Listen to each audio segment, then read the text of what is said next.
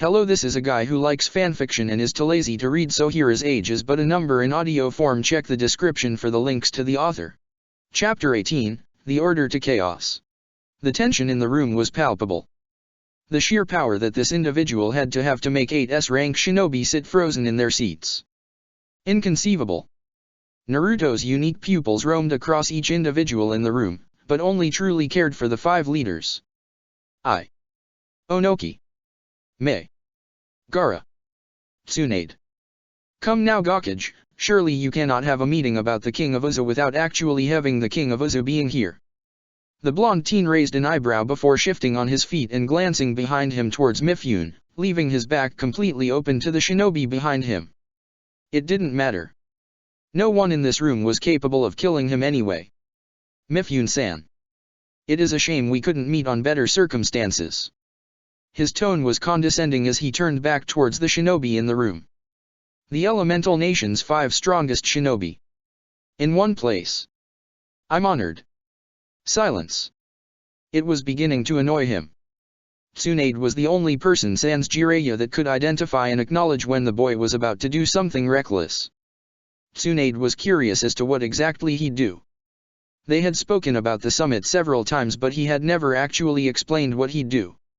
Interrupt and demand the Jinhuriki from each of the nations, sure, but even he was capable of surprises.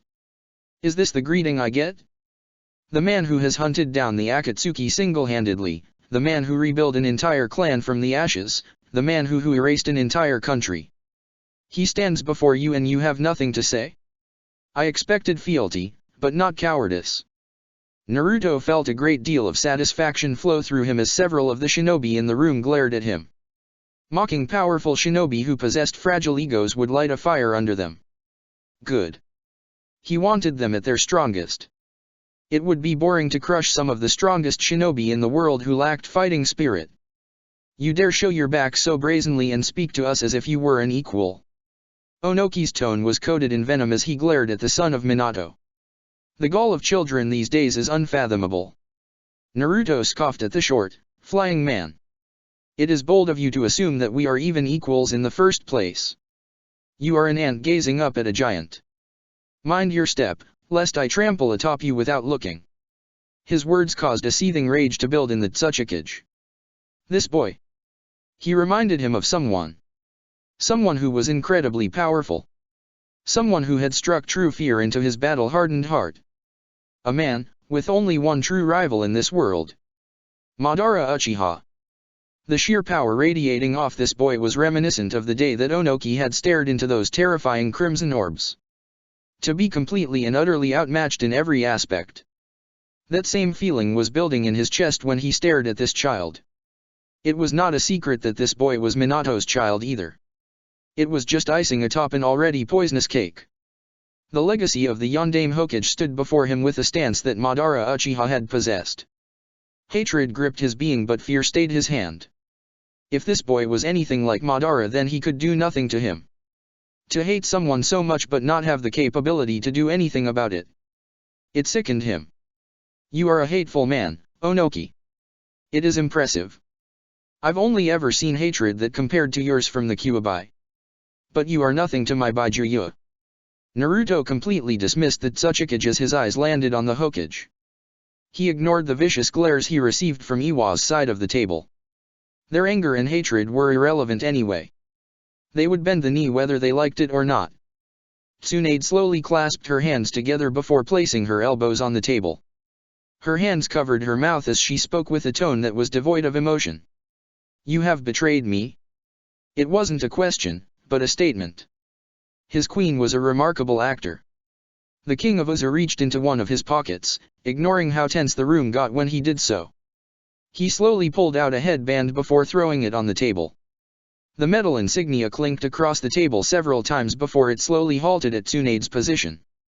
The woman's gaze slowly trailed towards the object and took note of the clean slash through the leaf insignia. She was quiet for several moments before fixating her gaze back on the teen. The two blondes stared at one another for several seconds as the room practically drowned in tension. Only shinobi who were aware of the relationship that the two had could comprehend why this was happening. You. After everything I've done for you. The woman's eyes bled with anger and a concentrated blast of chakra released from her body, reducing the table to little more than sawdust. You betray me. The king of Uzu stared at the Godame Hokage with pure apathy before responding dismissively. You were a means to an end. That one actually stung. Tsunade could actually feel that comment burrow into her. Despite the fact that she had to play along, it still hurt to hear him say it. Unshed tears coalesced in the woman's eyes before her entire body exploded with chakra. Her seal on her forehead shone brightly and black markings covered her entire body. The woman immediately disappeared from her position and was in front of the king of Uzu faster than most could blink. It came as a shock to the rest of the room when the woman was dispatched with extreme ease. Naruto redirected Tsunade's fist with his left hand as his right hand wrapped around her throat. Her eyes widened in shock before she was lifted off the floor. Her back cratered the ground and saliva ejected from her mouth as she released a pain-filled grunt.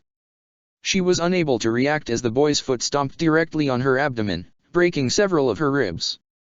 Tsunade tried to move and found she had zero control of her body. Her eyes glanced down at the seal that was now spreading across her body, starting from her abdomen and spreading. She strained her body to no avail and could only glare at the teen with anger. The boy stood over Tsunade with an apathetic gaze before staring at the rest of the room.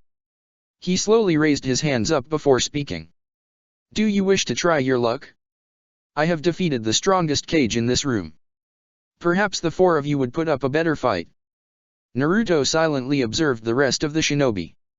All of the Kage had abandoned their seats when the table was destroyed and were now in defensive positions. We can talk or we can fight. It does not matter what you pick because the end result will be the same. I do not want to kill any of you, but I most certainly will if I have to. Naruto glanced down towards Tsunade and had to close his eyes due to the expression on her face. Tears slowly streamed down her face and her eyes were clenched tightly. Her chest trembled several times as she quietly sobbed. He wanted nothing more than to comfort her and apologize for his words, but they both had to play their parts right now. He didn't mean the words he had said, but they would be the most realistic in this specific situation. This had to be done. She understood why it was happening, but it didn't take the sting away. You believe we will talk to you when you have threatened us so openly? Mei asked, genuinely curious about the teen's statement. Naruto glanced at the women before a small pillar of rock rose from beneath his feet. He slowly sat down on the tower of rock with one of his knees against his chest, his other leg dangling off the edge. His eyes strayed towards Tsunade before he responded to Mei's question. Would you prefer I be the one to initiate? He rose an eyebrow before gesturing towards Tsunade. The Godame Hokage responded with violence, and I did so in kind. I wish to talk with all of you, but that doesn't mean I won't fight if pushed to do so. Tsunade responded with venom as she glared at the back of the boy's head. I protected you. Fuck. She trailed off as another wave of tears threatened to escape her. In a tone that he had only heard from her when she spoke about Dan and Noeke, she asked, why? Was I not enough for you? Naruto's jaw clenched at the statement and his fists clenched tightly. You wouldn't understand. Then help me understand. Naruto slowly closed his eyes and chose not to answer her.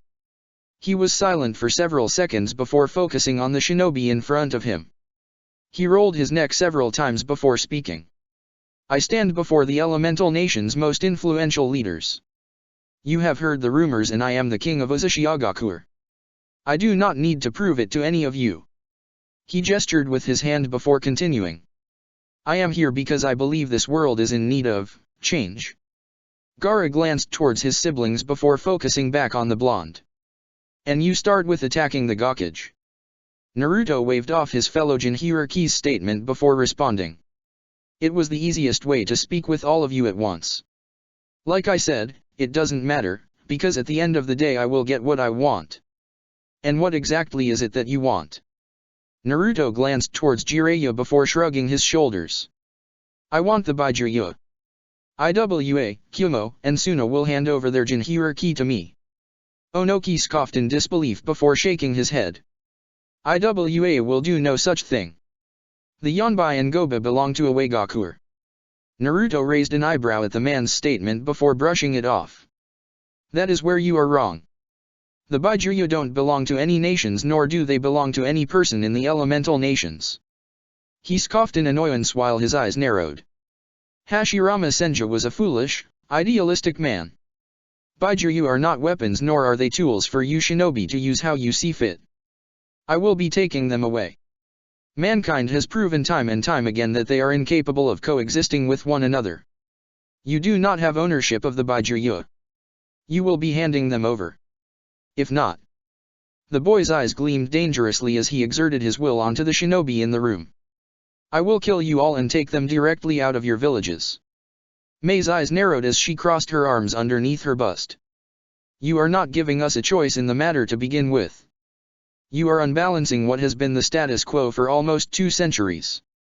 Naruto closed his eyes while shaking his head. That is the point. You don't get a choice to begin with. For decades upon decades, you have been given chances to correct your past mistakes and grievances.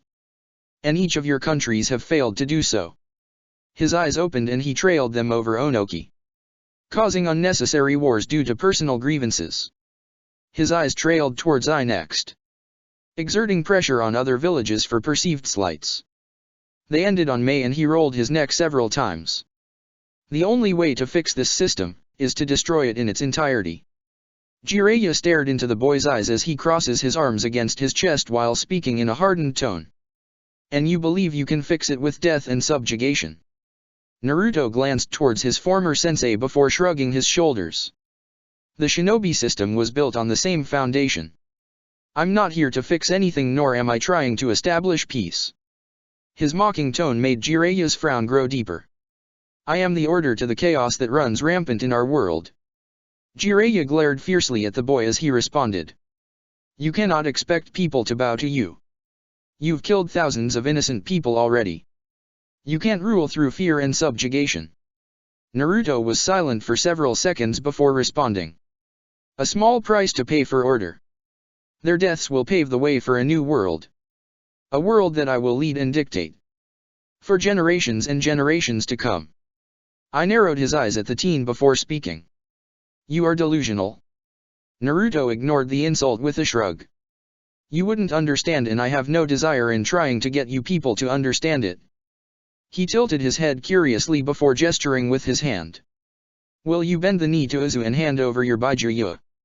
There was a tense silence after his question, and Naruto already knew the answer. He had known the answer before even asking and before he had even shown up. Naruto nodded his head before slowly rising to his feet. He idly noticed that the Raikage had abandoned his white robe, Gaara's gourd was uncorked as sand slowly filtered out of it, Onoki was levitating while stretching his joints, and Mei was slowly leaking out chakra. He glanced towards some of the other shinobi in the room and noticed that they were preparing as well. His unique pupils landed on Jiraiya and Gurren, and he took note of the woman's crystal spear. Toad-like pupils stared into another set of toad-like eyes. Jiraiya had already summoned Ma and Pa. Sage mode against sage mode. Naruto rolled his neck several times before glancing behind him towards Tsunade. Their eyes met for a fraction of a second and a silent message was conveyed. Naruto clapped his hands together as a tornado of wind spread out from his form. The tornado continued to grow in size and began to engulf the room before obliterating it entirely. The entire building exploded with a sonic boom as thousands upon thousands of debris from the destroyed building and surrounding trees were swept away. Naruto stood at the epicenter of the raging tornado and was by Tsunade's side in an instant. He said nothing as he removed the seal from her body while teleporting her away from Tetsu no Kuni. The time for words would come later. Naruto rolled his shoulders several times before clapping his hands once more. The tornado that had formed from his position imploded on itself, sending hundreds of wind blades into the surrounding area. If any of the Kage had died from his initial attack, then they weren't worthy of their title. The various Jonin that had died from his attack were of little concern. The Kage were the only people he cared about. It was good that they had survived. He hadn't been pushed for a long time. Naruto wanted to enjoy and savor this fight. He'd never get another like it. A single blink was all it took. The Raikage appeared on the edge of his peripheral with his infamous lightning cloak surrounding him. The buzz and crackles from the electricity invading his hearing. The man was deserving of his title as being the fastest man alive. He was indeed incredibly fast. But Naruto was faster. The king of Uzu dodged the initial strike from the Raikage and retaliated with a strike of his own. I immediately leaned away from the punch and Naruto showed little care for the man's dodge. I was instantly blasted away by an unseen force. His body skipped along the earth several times before he punched the ground to halt his momentum. I narrowed his eyes before slowly standing up and cracking his neck. He had clearly dodged the boy's attack and was still hit. Was it the boy's futon mastery guiding his attacks or that unique mode he was in? Naruto slowly returned to his neutral stance before his eyes glanced at the ground beneath him. The earth buckled for a single second before a giant hand of sand rocketed through the soil. The king swept his hand through the sand, blowing it away but obscuring his vision. Millions upon millions of particles of sand floated around his body and he tensed his body as the Raikage struck from behind the sand screen provided by Gaara. Naruto was sent careening through the sand from Ai's blow. His eyes snapped to the left and he felt the cold steel of a blade striking from his blind spot. Mifune's blade snapped in half upon making contact with Naruto's skin and he was unprepared for the kick that connected with his abdomen. The older samurai rocketed away before being caught by a wave of sand. Naruto flipped several times before landing on his feet. Chakra flooded the area as he placed his hands together. Suten, Daibakufu no Jutsu. A massive vortex of water crashed into the surrounding area, soaking the earth. Naruto then ran through several more hand seals before clapping. Suten, Suishao Urha. Another massive construct of water formed directly from his other jutsu and slammed into the ground with the ferocity of a tsunami. The water wasn't meant to truly attack anyone but to limit what Gaara could do in this situation. He would need to expand more chakra to force new sand out from the earth and would tire out more quickly. Naruto crossed his arms against his chest as the Raikage appeared directly in his line of sight. The man's fist struck his guard and he was sent flying away from the small lake he had created. Naruto narrowed his eyes as Jiraiya appeared directly above him with a single hand seal. Katon, Karyu and Dan. Jiraiya's chest expanded to double its size before he released an incredibly large and powerful stream of fire from his mouth. The man ran through several more hand seals before firing off a low-ranking wind jutsu to enhance the flame's potency. Naruto stared at the massive stream of fire before clapping his hands. Futon, a Chugai. A tremendous gust of wind exploded out from Naruto's palm and immediately crashed into the Katon jutsu Jiraiya made. The two jutsus clashed for a single second before Naruto's jutsu overpowered Jiraiya's. A kunao appeared in Naruto's hand before he threw it behind him. The explosive tag attached to the blade exploded almost immediately, obscuring his form in a cloud of dust. A tsunami of sand immediately crashed into the teen's sand screen followed by a downpour of lava provided by Mei. Onoki stood slightly above the area before running through several hand seals. Jinten, Genkai Hakuri no Jutsu. A white cube appeared in the man's hand before it engulfed the large sand/lava construct. The jutsu immediately atomized the area it had engulfed, completely erasing everything inside it. There was a tense second of silence before it was interrupted by Jiraiya's shout. Move. Onoki was unable to react as Naruto appeared directly in front of the flying man. Naruto's hand was inches away from the man's throat before he was launched away by a lightning-infused kick. Onoki glanced towards the Raikage for a scant moment before nodding slightly. The dark-skinned man said nothing as he slowly fell from the sky and kept his gaze locked onto Naruto's form. I narrowed his eyes as the blonde teen slowly stood up and casually wiped the sand off his white shirt. A frown formed on his face as the boy walked towards their position with his hands in his pockets. This boy. Naruto glanced at the Raikage in front of him before smirking. Is that it? I expected more. The fire in their eyes grew at his words. Yes. His heart began to pump faster and adrenaline surged through his body. His chakra saturated the area and the ground beneath him cratered due to the pressure he was releasing. Come. Let us continue this dance. Naruto appeared directly in front of Jiraiya with his fist on course for the man's temple. His fist was instantly redirected by Ai's own fist as lightning crashed into him. Naruto and Ai stared at one another for a split second before Naruto disappeared and reappeared behind the man with his leg extending towards the man's head. Ai disappeared as soon Naruto appeared and struck the teen with his own foot.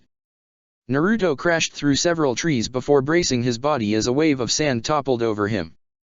Yatun, Yokai no Jutsu. Mei released what appeared to be light brown water from her mouth. The jutsu immediately spread around the wave of sand and immediately hardened.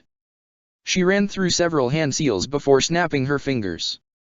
The construct of lava and sand lurched before it exploded. Molten rock began to seep out from the grains of sand as Mei narrowed her eyes. Her body tensed as Naruto appeared in her face. She tried for a hasty block but was immediately folded over the boy's fist as it struck her gut. The impact from his punch caused a fountain of blood to shoot out from her mouth and she was defenseless against the boot that struck her ribs, breaking several of them. Her body rocketed away from Naruto as the boy slowly rolled his neck. Mei would survive but she would be horribly wounded. He had caused severe internal damage with his attack. His head snapped to the right as I appeared in front of him. This man was beginning to annoy him. Naruto blocked the man's attack before his body was engulfed in a dome of wind. Naruto frowned in annoyance as the wreckage disappeared almost immediately after he blocked his attack. Naruto glanced around the area and spotted Jiraiya with his hands clasped together. His eyes trailed towards the toads atop the man's shoulder and he frowned as he finally heard what sounded like singing. His senses went haywire for several moments as his vision flashed several times.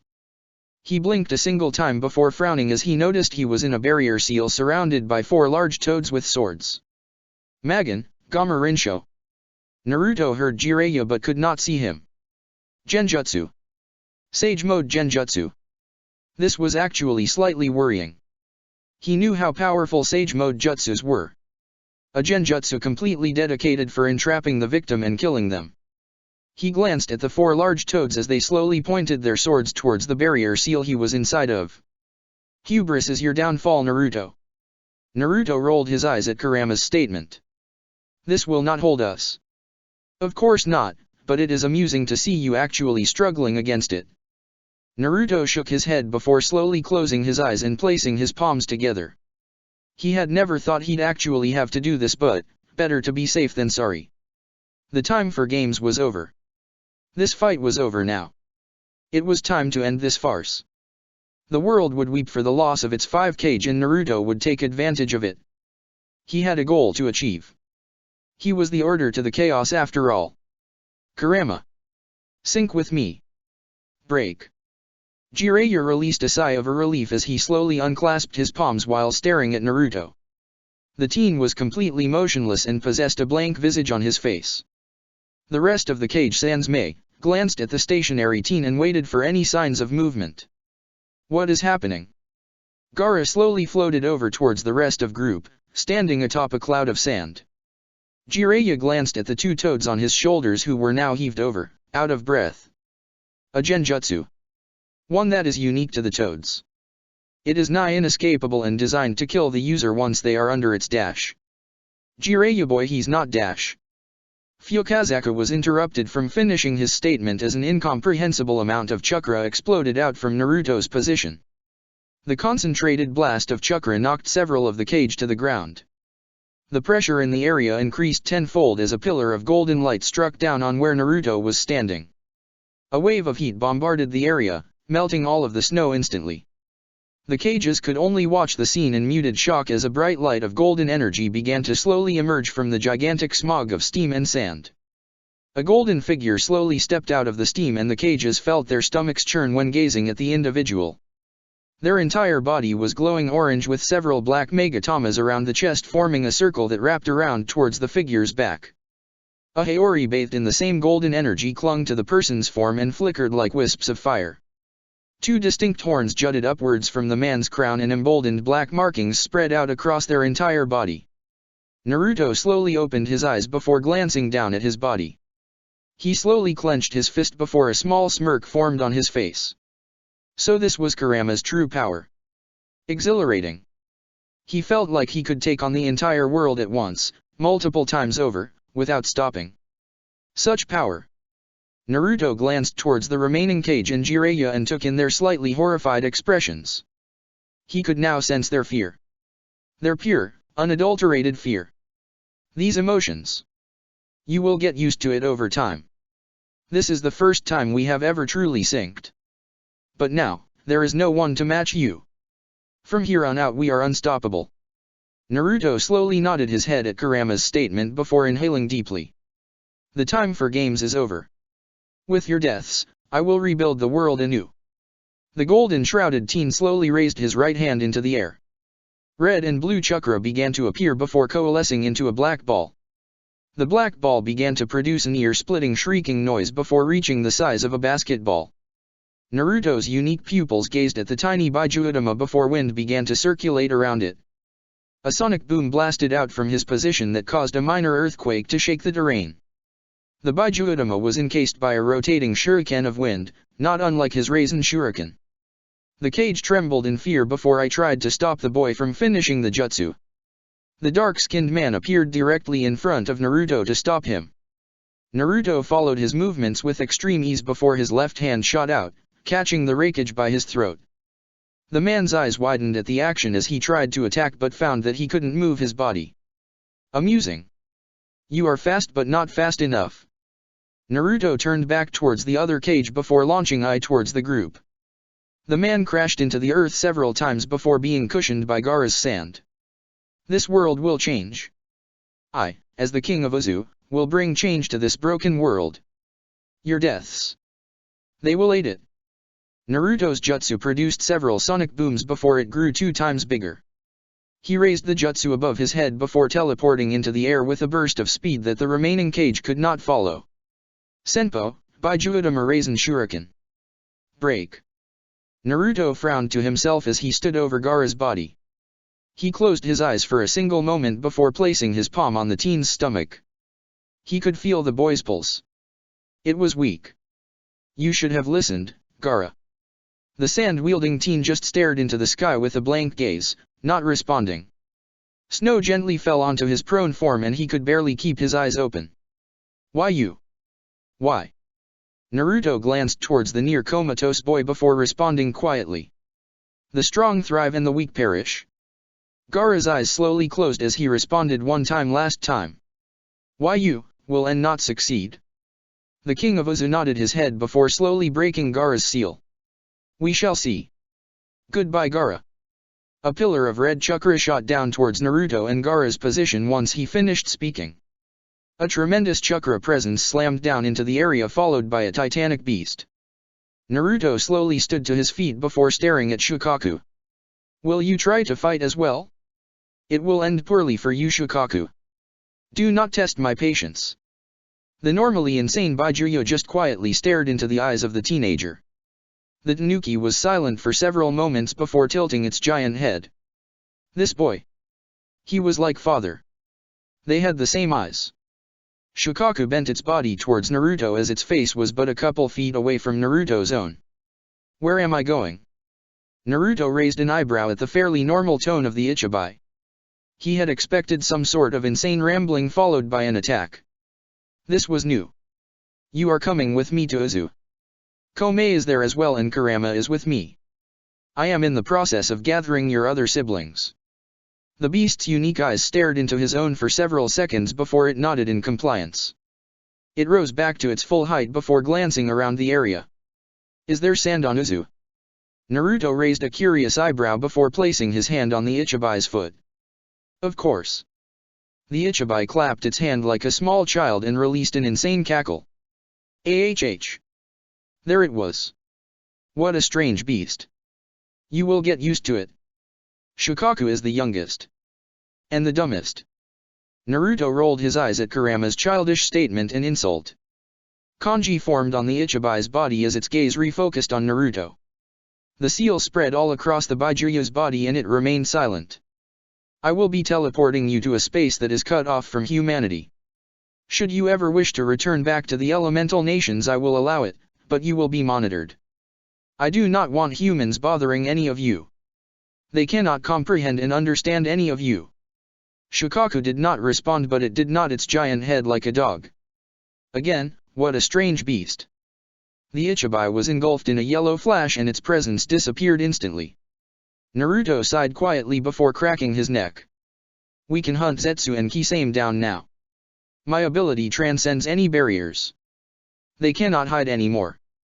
A small smirk formed on Naruto's face and he was incredibly tempted to go hunting for them. But I have another priority at this moment. Yes. That woman of yours. She seemed very hurt by your words. Naruto rubbed his eyes quietly. Yes, yes, yes.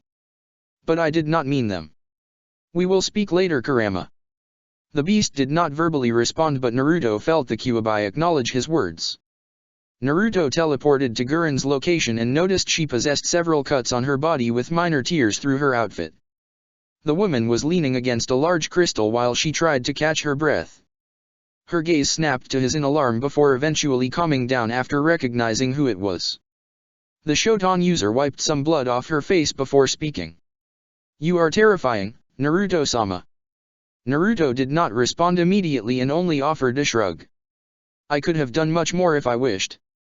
You have dealt with the stragglers, I presume. A small smirk appeared on her face as she slowly rose from her seated position. Of course. The king nodded his head before holding out his hand for the woman to take. She did so without hesitation and both shinobi disappeared in a yellow flash. Break. Naruto appeared just outside his personal quarters and stared at the door with a blank visage. Guren glanced towards her master with furrowed eyebrows before speaking. Naruto-sama? She asked questioningly. The teen narrowed his eyes before waving the woman off while responding. Go clean yourself. After you are done, stand guard outside my room. Allow no one to bother me or Tsunade. Persuade them if you have to. Guren blinked at the demand before firmly nodding her head and disappearing to her own personal quarters. Naruto stared at his door for several minutes before slowly rubbing his eyes and placing his hand on the door. The door flashed a brilliant white before slowly opening. He slowly made his way into the room before quietly shutting the door. His eyes snapped to the right in an instant as Tsunade's fist crashed into his jaw. He could have dodged the attack, but he felt that he deserved it. Naruto's skull rattled from the punch and his head snapped to the left from the force of her punch. He slowly placed his hand onto his jaw before massaging it. Kami, she hit hard. The king spit out a small glob of blood before shaking his head slowly. There wasn't much force to the punch and she had certainly held back. She could have knocked several teeth out had she wanted to. I will admit. I deserved that. Tsunade placed her hands against his chest before slamming him into one of the marble walls. The pristine stone cracking from the sheer force of the impact. Her fist embedded itself into his abdomen and the wall shook violently from her action. Naruto grimaced lightly as a small grunt escaped him. Naruto didn't think he deserved that one though. Rude woman. Always so violent and aggressive.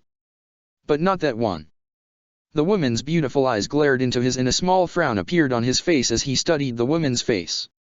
It was very clear to him that she was refraining from shedding the tears that desperately wanted to fall. He sighed quietly before slowly placing his hands onto her wrists. He began to gently stroke her hands as the woman's form trembled slightly.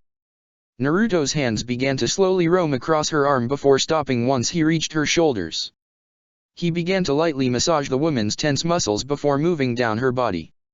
His fingers lightly dancing towards her waist before gripping her waist tightly and pulling her body against his. Tsunade did not resist the boy's actions and buried her face into the crook of his neck. Her nails dug into his chest as she greedily inhaled his scent. She didn't care about the lingering smell of blood that wafted off him. Her hands clenched at his shirt tightly as the boy squeezed her hips. A small smile began to form on her face as she kept his back pinned to the wall. The blonde Senju unclenched her fists as her palms lay flat against his toned chest. Her fingertips began to lightly curl as she inhaled once more. This was becoming too much for her. She needed to stop before things went a little too far. Tsunade did not want to make Naruto uncomfortable with her advances, and while she desperately craved for his touch, she would respect his decision. But Kami, it was too good to resist. Tsunade pushed the boy further into wall before her lips softly nipped at the boy's neck. Her honey brown eyes gleamed in satisfaction as the boy's eyes slowly shut while his neck tilted to allow the woman easier access. A sly smile danced upon the busta woman's face as her lips roamed across the boy's neck. She heavily exhaled through her nose as Naruto's hands slowly moved towards her lower back before resting over her rear. Tsunade's tongue vacated from her mouth while trailing across his neck, and she relished in the boy's breathy exhale. A high-pitched moan escaped her as his hands roughly gripped the supple flesh of her rear. Tsunade shakily exhaled before one of her hands began to travel south. She meticulously danced her fingers down his toned body as her teeth began to softly nip at his exposed neck. Naruto's hiss of pleasure made her knees weak and she had to clench her lower muscles to prevent the moan that wanted to release from her throat. She briefly wondered if she should stop her actions, but one glance at the boy's flushed face erased that thought. Her manicured fingers reached the boy's lower abdomen and began to draw light circles upon his toned abdomen. Her tongue slowly trailed across his neck once more before she roughly bit down onto his neck. A muffled moan tore through her throat as the boy's hands roughly gripped onto her rear. She could feel his fingers digging deep into her flesh and another moan escaped her. Kami. Too much. Too much. She couldn't stop though. She didn't want to. She was a greedy, selfish woman with needs. And Naruto had yet to stop her advances. Tsunade's idle hand clawed at the boy's chest as his fingers clawed at her supple flesh. She was far too wet from just these reactions and actions. Tsunade was only slightly embarrassed to admit it, but she would worry about it later. She needed Naruto. Tsunade's left hand slowly lowered to his pelvis before gently palming his hardened member. She chewed on her lower lip when the boy hissed in response to her action. Tsunade stood on the tips of her toes as her hand lightly caressed his member. Tsunade's eyes fluttered as she spoke into the boy's ear with a breathy tone. "Tell me to stop and I will." Her hand palmed his hardened appendage and she continued. "Tell me what you want, Naruto." She could feel the boy lightly thrust against her hand and it made her legs tremble. The boy released another low hiss before opening his eyes and staring into Tsunade's eyes. Her expression was absolutely sinful. Those twin pools of honey were half-lidded and full of lustful desire. Desire for him and only him. He wanted. A grunt escaped his throat as the woman traced the outline of his appendage with her fingers. His eyes shut tightly and his teeth clenched as she rubbed him through his jeans. Tsunade smiled slyly before her fingers trailed towards the buttons on his pants. She slowly unbuttoned his pants with ease before dipping her hand into his boxers. She bit her lower lip tightly from the heat resonating off of his appendage. Her knees trembled at the thought of his rod entering her, but she immediately pushed them to the back of her mind. Sex would come later. She wanted nothing more than to have his dick exploring her folds, but she would wait until he chose to do so. It would make the experience that much better. Tsunade exhaled into the boy's ear before she slowly began to lower her body. Her eyes gazed up at the boy's face as she rested on her knees. She licked her lips as she waited for the boy to open his eyes. Both of her hands rested on his pelvis and a dirty smile formed on her face as the boy opened his eyes while tilting his head down. Tsunade's loins ached at the look of desire in his eyes. It was a sight that would forever be ingrained into her mind. The way his mouth parted as he gazed into her eyes. She could feel him trying to thrust his pelvis, but she just smiled coyly whilst pushing against him. Tsunade's fingers hooked around his boxers before she stared directly into his eyes. She slowly licked her lips before roughly pulling the cloth down. Tsunade's lower lips gushed as she stared at the boy's appendage. She licked her lips as a bit of pre-cum oozed from the head of his cock. Her eyes glanced back to her lover's and she took note of his flushed face, causing a wave of pride to build in her breast. Tsunade's hand slowly wrapped around his shaft and she licked her lips as he throbbed at her gentle touch. Her free hand prevented the boy from thrusting and she could feel his cock swell each time she pushed against him. Tsunade began to slowly pump his rod and relished at the boy's low groan. His knees bent slightly and a low hiss released from his throat. "Kami, you're so big." Tsunade closed her eyes as she greedily inhaled his scent. Her nether lips were absolutely drenched and she didn't fight the moan that tore from her throat. She wondered how he tasted.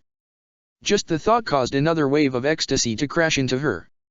Tsunade exhaled once more before opening her eyes and slowly sticking her tongue out from her mouth. Her honey brown eyes bore into Naruto's cerulean orbs as she licked the underside of his shaft.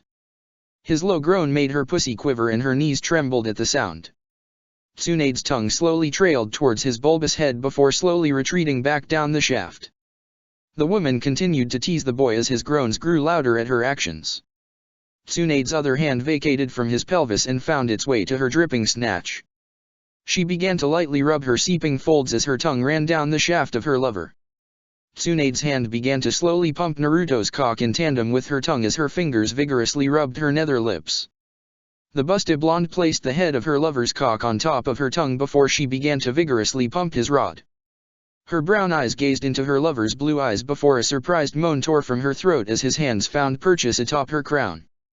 The teen grabbed 2 fistfuls of her blonde hair before shoving the entire length of his cock into her mouth. Tsunade's eyes closed and both of her hands rested on the boy's thighs as he thrust it into her mouth, releasing several groans and moans from the action. Every thrust into her mouth was a dream come true for Tsunade. While completely surprised that the boy was treating her mouth so roughly, she was not going to complain. She had waited so long for a day like this, to be treated like the bitch she was. Tsunade's left hand vacated the boy's thigh and immediately found purchase on her drenched folds once more. The blonde woman vigorously rubbed her honey pot as Naruto treated her like a common slut. Her nose constantly making contact with his pelvis as she released guttural moans from the boy's treatment. Naruto roughly thrusted into Tsunade's mouth one final time before his grip on her hair tightened significantly. The woman's nose kissed his pubic hairs and his eyes tightly shut. "I'm coming. Auntie Tsunade." Hearing the boy use that taboo familial term while roughly fucking her face sent her over the edge. Her eyes crossed and her lower muscles clenched with a force capable of bending steel. She sprayed her juices on the marble floors at the same time as the boy's spunk shot into her throat. Her cheeks bulged slightly before she began to greedily swallow his load. The taste from the boy's cum caused another wave of ecstasy plow into her and she was helpless to stop it. Her eyes crossed once more as she released another stream of juices on the marble floor. Several seconds passed by as both lovers tried to catch their bearings from the intense orgasms they experienced. Tsunade's mouth began to slowly pull away the boy's semi-flaccid appendage. Her lips rested atop his swollen head and her eyes slowly gazed into his cerulean orbs. Dark blue met light brown and Tsunade gently sucked on the crown of his meat. She enjoyed the way his knees bent as he squirmed from the sensitivity of his previous orgasm. Tsunade released the boy's cock with an exaggerated pop and smiled coyly from her position. "Do you want another one from your auntie Tsunade, Naruto-kun? Break. How many times have you infiltrated Konoha?" Genji's gaze strayed towards Itaki as both men stuck to the shadows. The man smiled in amusement before responding. "His Majesty tasked me with Tsunade's protection in the early days. I know this village like the back of my hand." Itaki's crimson gaze trailed towards the man's sword before returning to his amused gaze. This man was incredibly dangerous. Itaki had deduced and then confirmed that the man actually possessed no chakra signature or even chakra for that matter. Genji was quite literally a ghost in the shinobi world. Itaki highly doubted that even the best sensors in the world would be able to detect him. He had no presence, no chakra, and just didn't exist. It was as amazing as it was terrifying. This man could be standing a foot in front of you and you'd never know unless you actually stared at him. What a monster! Both men reached the outer districts of the Uchiha compound and stood atop one of the many walls that circled around it.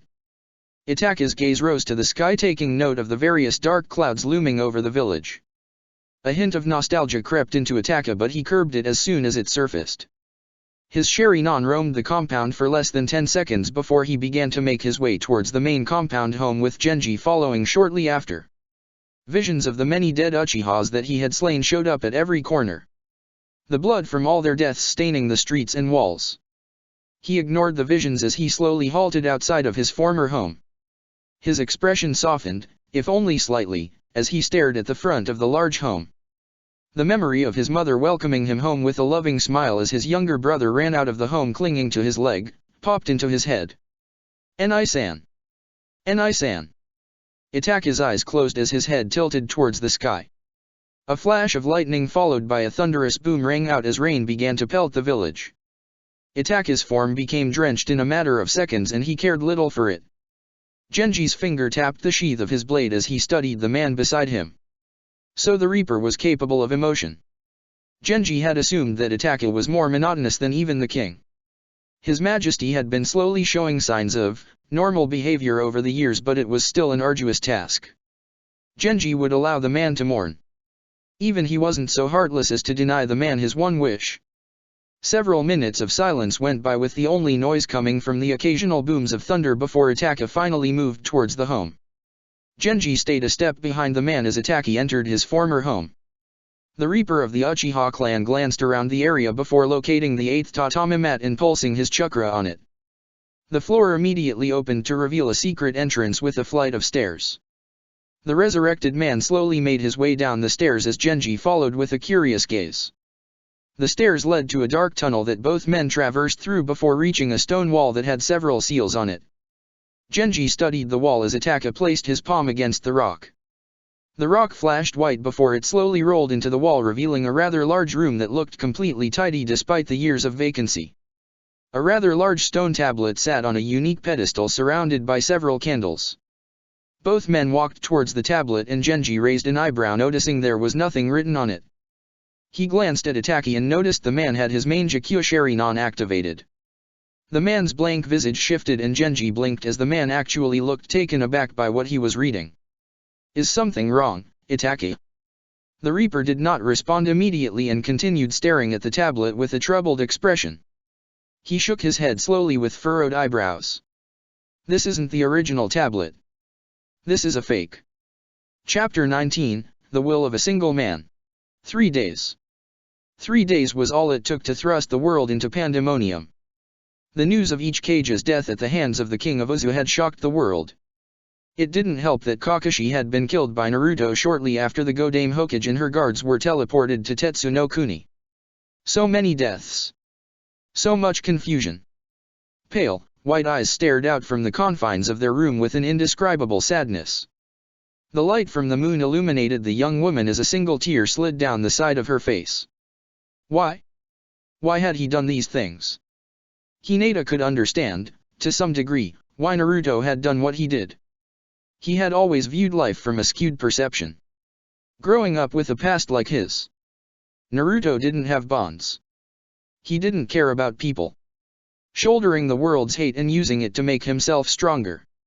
Hinata glanced down at her hands and noticed she was anxiously wringing her hands together. A nervous twitch that she had yet to curb. Shikaku-san had took over the mantle of the Hokage due to the supposed passing of Tsunade-sama and Jiraiya-sama. The village had yet to truly mourn the deaths of their beloved Sunin and Kakashi. War. It was coming. Word traveled fast around the village. It didn't matter the rank or experience. Everyone knew what was happening. The 5 major nations were uniting against a common foe. That foe being Uzushiagakuer. Naruto had proven that he'd go to any length to protect Uzu. The annihilation of Takigakuer and its country had already proven this.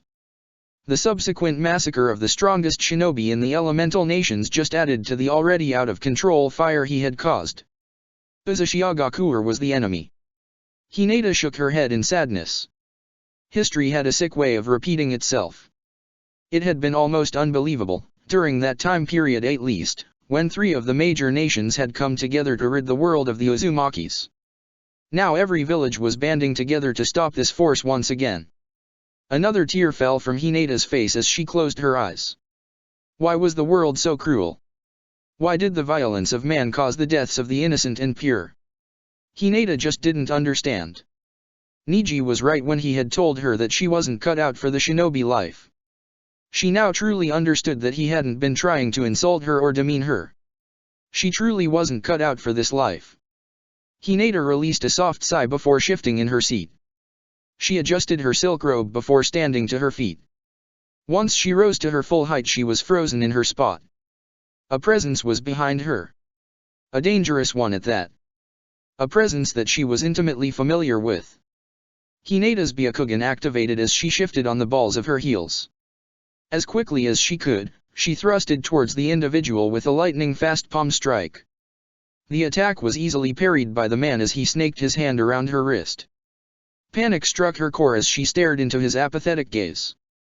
Her other hand snapped towards his neck, but he stopped her strike with his bare hand, uncaring of the damage to his tenketsus. "It is nice to see you again, Hinata-san." The Hyuga heiress glared into Naruto's eyes as she responded tersely. "Why are you here, Naruto?" The aforementioned male raised an eyebrow at her aggressive tone. His eyes trailed down her body, noticing she was in her sleepwear. "I am here because I wish for your cooperation with something important to me." Hinata noticed the boy's gaze and a small blush bloomed on her face despite the incredibly tense situation. She wasn't exactly dressed, Appropriately for such a thing. Her ridiculous crush on the boy also being a factor despite his horrid actions. Hinata shook those thoughts out of her head as she managed to rein in her emotions. You commit these atrocities, and expect me to fulfill something for you. The king of Uzu glanced towards her window and spotted several Hyuga members advancing towards their position. If not you, then I will gladly take Hanabi-chan. His statement caused her eyes to widen in fear. Her hands trembled several times as she stared into his eyes. Wait. What do you want? The desperation in her tone was noticeable and Naruto didn't fault her for it. Hinata loved Hanabi more than life itself, and while he didn't want to use such methods, it didn't mean he wouldn't use them. I will ask you to come with me. I have need of you, Hinata. The young woman swallowed her trepidation before responding hesitantly. See, come with you. She was idly aware of the black kanji spreading throughout the entire room, likely a barrier seal to prevent anyone from interrupting their talk. Naruto nodded his head as he slowly let go of her hands. Yes. Will you come? He lazily held out his hand for her to take as his other one found purchase in his pocket. You will leave Hanabi alone. Naruto nodded his head at her question before shrugging lightly. I can take both of you if it will make you feel comfortable. Neither of you will be harmed, nor will you perform acts that you don't wish to do. All I ask for is your cooperation. Hinata swallowed the saliva in her throat as she stared into Naruto's eyes. Naruto had never been a liar and was a man of his word. Regardless of his recent actions and the man he came to be, he was someone who never lied. You never lie, and I've never doubted the words you said. But I cannot fully trust your words when it comes to Hanabi. She means everything to me, Naruto. Naruto took note of her fierce and determinate gaze at the mention of her younger sister. It was admirable to him. Family was important. I see. He responded. Faster than Hinata could even comprehend, his palm struck the base of her neck. Her eyes rolled into the back of her head and he gingerly caught her body before it could hit the ground. Naruto stared at her unconscious form for several moments before shifting her position. He rolled his neck several times before removing the barrier seal in the room. Several high-ranking Hyuga members burst into the room but froze at the sight of their heiress in Naruto's arms. Their Byakugans boring into his skull with an indescribable anger and hatred. Naruto returned their burning stares with apathy before gesturing with his head. Bring me Hanabi or I kill Hinata. You have 1 minute to comply. He felt one of the men leave in an instant as they rushed off towards another section of the Hyuga compound. Naruto was silent for several seconds before tilting his head as Neji calmly strode through his clan members. The teen stood at the entrance of Hinata's room with a blank gaze as he crossed his arms against his chest. You will regret this, Naruto. The Jinhyuriki glanced down at Hinata before returning Neji's blank gaze. There is nothing in this world that is capable of making me feel regret. Neji's blank facade cracked for a single moment before being reined in. What do you gain from this? Naruto did not respond immediately and chose to stare at Neji. He could sense Hanabi and her escort rushing to their position and was idly aware of the massive amount of shinobi converging on his position. He was cutting it close with this one. Not even 2 minutes had passed by and every shinobi in Konoha were en route. They truly hated him now. I gain control. He eventually responded. A raised eyebrow was Neji's response and it was to be expected. It didn't matter if he explained it to Neji or not. The world would bend to his will. He was inevitable. Hanabi's small form burst through the crowd of Hyugas as she spotted Naruto and Hinata's unconscious form. Her eyes widened as tears threatened to fall from her face. What was happening? Come, little Hanabi. Naruto's arm extended towards the girl as he shifted Hinata's position, the girl now resting on his back. Hinata wishes for your company and I would be a heartless king if I denied her this simple request. The small brunette glanced at her clan members and noticed their withering stares and frustrated gazes. She swallowed the saliva in her throat and slowly moved towards the blonde teen. A grimace formed on her face the closer she got. The sheer weight of his chakra was unlike anything she had experienced before. Upon reaching the Jinhyuriki, she slowly gripped his outstretched hand. The boy stared at the younger Hyuga for a moment before he released a sigh. Goodbye, Neji. They will be unharmed, if it is any consolation. The trip disappeared in a yellow flash and Niji's hands clenched so hard that blood dripped from his palms. Break. Naruto leaned on his clenched fist as he sat on his throne. To his right stood Konan and to his left stood Genji. They had been called for on Naruto's request, but he had yet to truly address them. Another minute passed by in silence before Naruto slowly opened his eyes. The information that Itachi acquired is annoying. Genji let an amused smile form on his face as he responded to his king. Ni confirms that everything he said was true. It would be unwise for him to lie in his situation. Konan remained silent as she wondered why Naruto had asked for her to be here. For now, she would patiently wait for him to finish his conversation with his right hand. To think that Nagato's Rinnegan is not his own. He was unfit to truly wield the eyes, and yet he managed to do so because of his blood. Naruto nodded his head with slight respect. Despite his methods and broken mental state, he was a unique man. The sword wielder fingered his katana as he responded. The Rinnegan belongs to another then. It was more of a statement than a question. Naruto nodded his head as he replied. Who else would inject the cells of a Senju other than Madara? It is the only reasonable explanation despite the incredulity of it all. Genji gestured with his hand as he responded. Obito possessed the cells of Hashirama Senju as well. Naruto waved the statement off. But he did not manifest the Rinnegan. It had an original owner, which means that someone older than Obito had done this operation before. The Sharingan transforms into the Rinnegan once the cells of a Senju intermingle with their own. I imagine it would take an incredibly long time for this to happen. Especially if they are using Hashirama's cells. His DNA is incredibly chaotic and Tsunade can attest to this. Genji did not verbally respond and only nodded his head. Konan began to slowly put the pieces together as she glanced at the blonde teen. You wish to wield the Rinnegan without the side effects that Nagato possessed. Naruto glanced at the paper-wielding woman before shrugging lightly. It was not my original intention. I despise Jujutsu users and it has never been a secret. Konan frowned lightly before gesturing with her hand. Is this why you have been studying the cells of Uzumakis, Uchihas, Senjus, and Hyagas? Of course it's the reason. He's reckless and impulsive. The room was drawn to the entrance of the palace as Tsunade slowly entered. Injecting the DNA of 3 other clans is absurd, but it is possible. The king of Uzu glanced towards his queen before rolling his eyes. I'm not impulsive, reckless yes, but impulsive no. The busty blonde ignored his comment and took her place on the boy's lap. Her gaze strayed towards Konan as she continued. Possible in the way that Naruto is likely the only individual capable of achieving this. Konan furrowed her eyebrows for a moment before responding. Because of his heritage. Tsunade shrugged lightly as she coiled around Naruto. That and he possesses the Kyuubi. His ability to regenerate is rivaled only by myself and my grandfather. Isn't that right, Naruto-kun? Her gaze was half-lidded as she traced his jawline. The teen rolled his eyes again, but he nodded his head, ignoring Tsunade's antics. It would be a rather lengthy process as well. I would need to inject Hashirama's DNA first. My body would grow accustomed to his chaotic DNA and Kurama's chakra would integrate it into my own. Konan tilted her head in confusion. I may not be an expert on this subject, but isn't that completely impossible? Her gaze strayed towards Genji, who had a raised eyebrow. I am not the only one who thinks this, right? The Queen of Uzu chuckled lightly as she responded. Naruto is capable of regenerating cells that have been destroyed at the microscopic level. Integrating my grandfather's DNA into his own will be a rather difficult process, but it will succeed.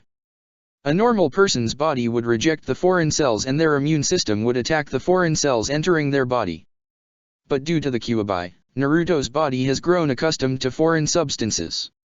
Naruto glanced at his queen before responding with a small amount of amusement. You made all of that up because you do not actually understand how it's possible. The room grew deathly silent after Naruto's statement, and even Tsunade herself remained quiet. Shut up, you little shit. Konan would never forget the day that she witnessed the strongest woman in the entire world curl up in embarrassment. The busty woman's face was the same color as Genji's hair, and it was a sight to behold. A small smirk appeared on Naruto's face before he stroked Tsunade's abdomen. Some things cannot be explained, and that's just how it is. Following Hashirama's cells would be the DNA of an Uchiha, and further on, the Hyuga. Is it wise to do this at this moment? We are facing the might of the entire elemental nations. Konan explained lightly. Naruto glanced at the woman before shrugging. I will be down for at least a week as I undergo this operation. Then another 3 days as Tsunade transplants the Rinnegan. Konan visibly grimaced at the amount of time that Naruto would be decommissioned. I do not doubt the strength of the Uzumaki, but against the might of all 5 major nations. You must have a plan to halt this, no? The blonde teen glanced towards Genji before nodding. Genji will be retrieving the remaining Jinhira keys. It was not a request but a demand, and everyone present was aware. Do not disappoint me, Genji. You are my right hand for a reason. Genji smiled at the harsh tone of his king before responding. Me? Your right hand? Why, I am honored, your majesty. I would have thought Konan to be your right hand. Naruto stared at the Uzumaki for several long seconds before responding slowly. Your antics both annoy and amuse me. I aim to please, my king. Genji responded with an exaggerated bow. Naruto rolled his eyes before tapping Tsunade's thighs softly. Have Ichi and San patrol the outer perimeter of Uzu. If our first barrier seal is penetrated, then San is authorized to use it. Should the second barrier seal be penetrated, Ni is permitted to use her full power. Bring them to me before you leave on your mission. Genji's eyes actually widened before being schooled almost instantly. I will inform them at once. He disappeared in a burst of speed following his statement. Konan was confused as to why Genji had acted so out of character when Naruto mentioned Ni. Her full power? Was Ni stronger than Genji? Konan found that info to be slightly disturbing. You are being more cautious than I originally thought. The queen caressed her lover's face as she gazed into his cerulean orbs. Both lovers stared at one another before Naruto responded. Of course. The people of Uzu are important to me, and I will not allow them to suffer at the hands of our enemies. I will cripple the major villages before going under for my operation. Failure is not an option, and I will not accept it. You will not be able to aid our people during this time. The king and queen of Uzu being absent will cause distress among the people. Tsunade stroked Naruto's cheek before leaning into the crook of his neck. Everything will be fine. Konan glanced at the two lovers before slowly shutting her eyes and walking away. They were sharing an intimate moment, and she didn't wish to intrude. While it hurt to see the two interacting like this, she had accepted this long ago. Such was the way of life. Those born of hardship and struggle rarely ever achieved success and happiness. Break. Itachi's eyes slowly opened as he heard the metal door to his chamber open. In the doorway of the cement chamber stood Naruto. The two men stared at one another for several seconds before Naruto slowly walked into the room. Behind Naruto was the same red-headed Uzumaki from before. The information you provided to us has been helpful. It appears that I have underestimated Zetsu. The creature went to extreme lengths to cause all of this. Naruto placed his hands into his pockets before continuing. My clones are hunting him down at this very moment. It is a good thing that both of our plans countered each other. We gather the Byakuya but for different reasons. Itachi stared at the teen for several seconds before responding quietly. For what reason do you need the Byakuya? The king raised an eyebrow before shaking his head. You misunderstand my intentions with the Byakuya. I do not need the Byakuya, nor do I want the Byakuya. I am simply taking them away from humanity. They do not deserve the treatment that humans have enacted on them. The Reaper was silent before staring into the king's eyes. I find that sentiment to be slightly unbelievable. For one such as you, who gathers power for selfish reasons. Forgive me if I do not believe that your intentions are pure. Naruto stared at Itachi for several seconds before slowly crouching down to the Uchiha's level. Power is a means to an end. Our progenitor put too much trust into humans. Look at the world now. Thrust into chaos because of a single man. Itachi narrowed his eyes at the boy's response. Chaos which you caused. You have killed countless innocent lives for a skewed dream. Naruto scoffed in Itachi's face before shaking his head. It doesn't matter what others believe and feel about my actions. I don't care about their opinions. Had I allowed others to dictate my actions, then history would have repeated itself. A war to end all wars, no. The Reaper slowly shook his head. It will just be a continuous cycle regardless how powerful you are. People will not kneel forever. They will always rise to challenge you. Will you kill everyone who disagrees with you? Do you believe that I won't? Itaka's eyes opened and he stared directly into those apathetic cerulean orbs.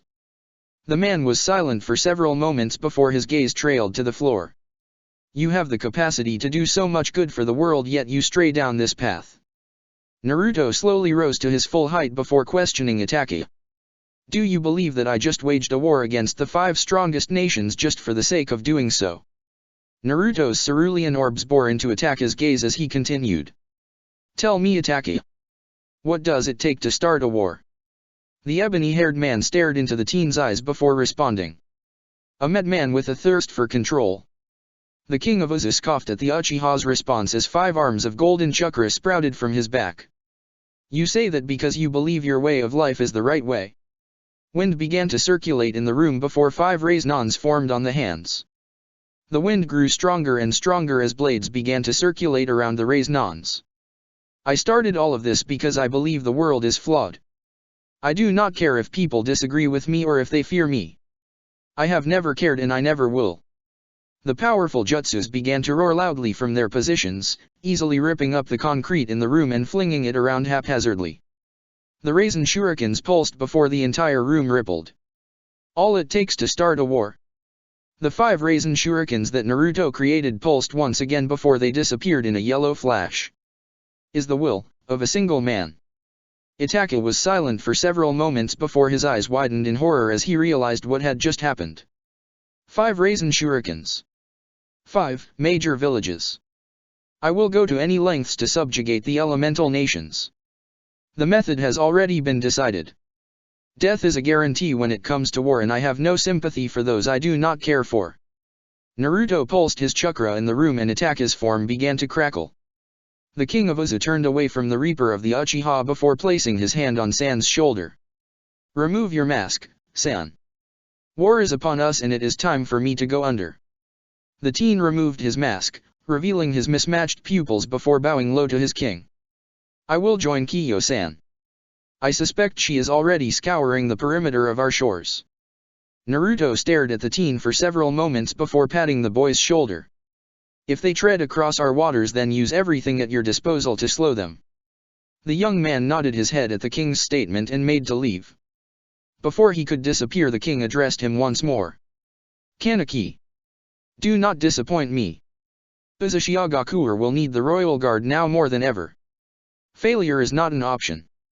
The now named Kaneki bowed low to his king as he responded. Of course, your majesty. I will lay my life on the line protecting our people.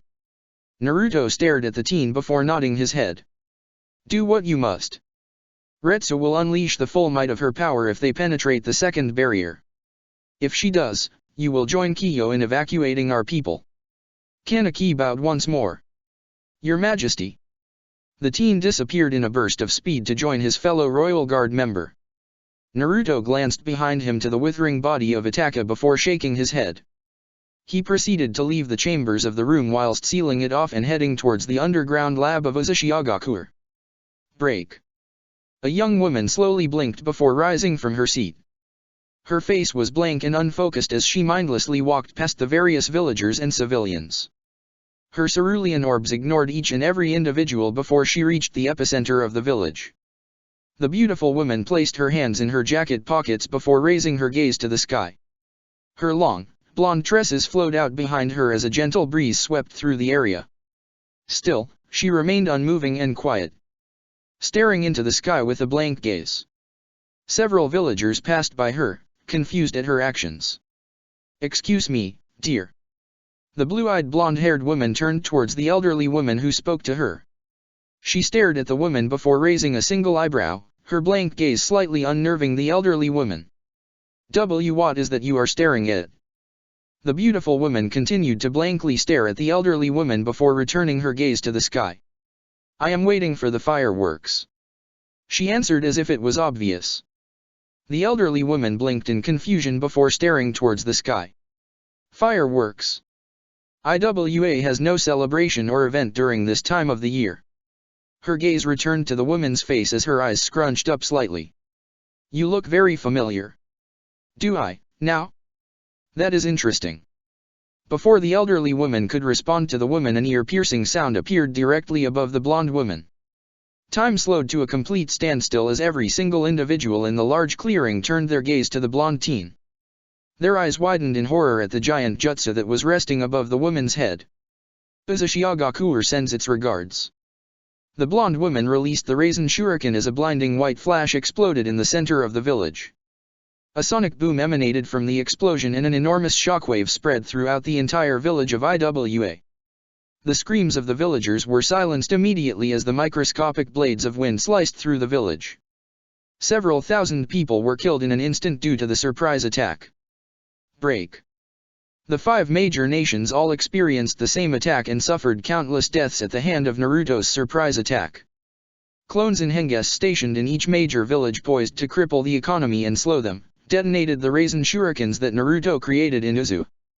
The war had yet to truly even start and the major nations were already suffering thousands upon thousands of casualties. I found him. A clone of Naruto, bathed in the chakra of Kurama, created a clone to inform the other clones that were scouring the elemental nations searching for Zetsu. The clone vanished in a puff of smoke and almost instantly did every clone that Naruto had created appeared in a yellow flash. The 50 clones of Naruto glanced at one another before staring at the mountain that they sensed Zetsu in. Today, we end the existence of Zetsu. The Akatsuki and their plans die today. One of the various clones, bathed in Kurama's chakra cloak, stood at the forefront of the others. The Juubi cannot be revived and Zetsu aims to revive the rabbit goddess. It is power that even we would fall to. Let us rid this nuisance once and for all. Break. Naruto's eyes slowly opened as he was greeted to the sight of a myriad of different colors. A never-ending void full of vibrant colors and light. He idly recognized the shared mindscape of the Baijuyu and turned around to come face to face with Kurama. The giant fox was lying down with its head resting on its hands. The beast's eyes were closed and it seemed to be slumbering. Naruto stared at his partner for several moments before directing his attention to the other Baijuyu that were in the shared void. His eyes landed on the giant beetle that was Kome before trailing towards the giant tanuki that was laying on its back whilst snoring loudly. His eyebrows furrowed in slight surprise as he spotted Seiken and Isabu, the Rokubai, and Sanbai respectively. The 2 additions were surprising. Why were they here? He had yet to make contact with them. Had his clones found the Gadamazo already? It is a surprise to see you both here as well. Naruto nodded his head towards the giant turtle and the giant slug. The giant slug's body shook side to side as if it was happy to see him. Odd, but he had seen weirder things. His gaze strayed towards the giant turtle and its gaze was entirely focused on his form, but remained silent. You have come into contact with the Gadamazo. We are speaking through the shared connection you have with your clones. Seiken's soft, feminine voice informed him. Naruto nodded his head at the information before glancing towards Kurama. It seems we have found Zetsu already. Everything is coming together quite nicely. He paused before making his way towards the giant fox. When we synced together, I saw your entire past and felt your emotions as if they were mine. You do not approve of my plan, Kurama. The other tailed beasts remained silent as they watched the 2 partners interact with one another. Shikaku had risen from his slumber when Naruto spoke and remained silent. While slightly surprising to the other Baijuyu that Kurama trusted this boy enough to inform him of his name, it wasn't entirely out of the realm of possibility. Kurama had always been the most human of the Baijuyu. Kurama did not immediately respond and instead released a heavy exhale of breath. A single, crimson-slitted eye opened and regarded Naruto silently. I do not approve of your methods. Ji-san had always said that someone like you would come along and change my perspective on humans.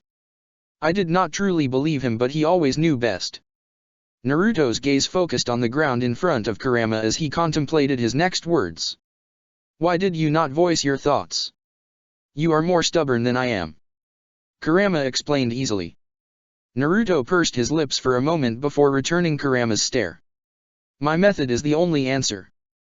Kurama stared at his partner for a moment before closing his eye.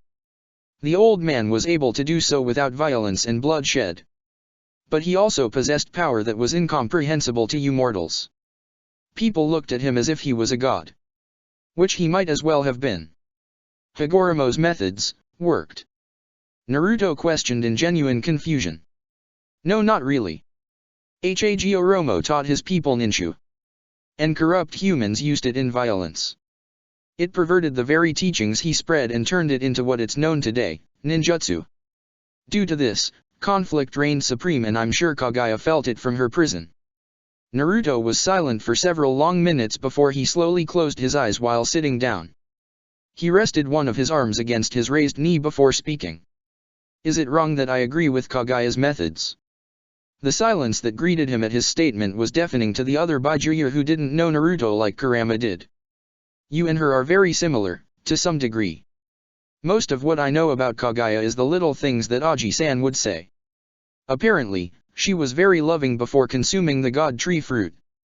Hagoromo and Hamura were steadfast in their belief that she became the manifestation of the Juobi, wishing to acquire its chakra back. You do not believe this? Naruto stated quietly. Kurama was silent for a long minute before responding. No, I do not. The blonde teen tilted his head for a moment before gesturing with his free hand. Care to explain? No. Naruto rolled his eyes at his partner. You are annoying. The feeling is mutual. The blonde teen glanced towards the other Byakuya who were staring at him quietly. He slowly rose from his position before making his way towards each of the Byakuya. Naruto held his fist out towards Shukaku who stared at him inquisitively. Sync with me. I wish to understand all of you. His cerulean orbs gazed into Shukaku's unique pupils, and the giant tanuki slowly raised its giant fist and placed it against the boy's smaller one. Thousands upon thousands of memories erupted into Naruto's head and vice versa for Shukaku. Several minutes passed by in silence before Naruto stared at Shukaku solemnly. I am sorry that you were treated like this for so long, Shukaku. The giant tanuki was oddly silent as it regarded the young teen in front of it. The normally insane beast narrowed its eyes before cackling loudly. You're alright. Naruto stared at the beast before a small smirk formed on his face. He repeated the process with every other Byakuya as both human and construct of chakra understood one another. The blonde teen appeared on Kurama's large snout and sat down with his legs crossed. If the giant fox was annoyed at the action, he did little to show it. It is nice to finally meet all of you. I patiently await for Madatabi, Son Goku, Kokyo, and Jayaki to eventually join us. Naruto glanced at Komei before nodding his head. Fia will recover soon. It has taken a long time for her to heal, but I assure you that she is fine. The giant beetle buzzed quietly in relief and did not verbally respond. Komei was just happy that Naruto had kept his word. The blonde teen slowly lowered his body onto Kurama's snout before placing his hands behind his head. He slowly closed his eyes before releasing a soft sigh. We have a lot of time to kill until my surgery and operation ends. Silence greeted his statement, but he did not mind. It gave him time to clear his thoughts and focus on the future. Time was the only thing that stood before him and his dream. So close. So very close.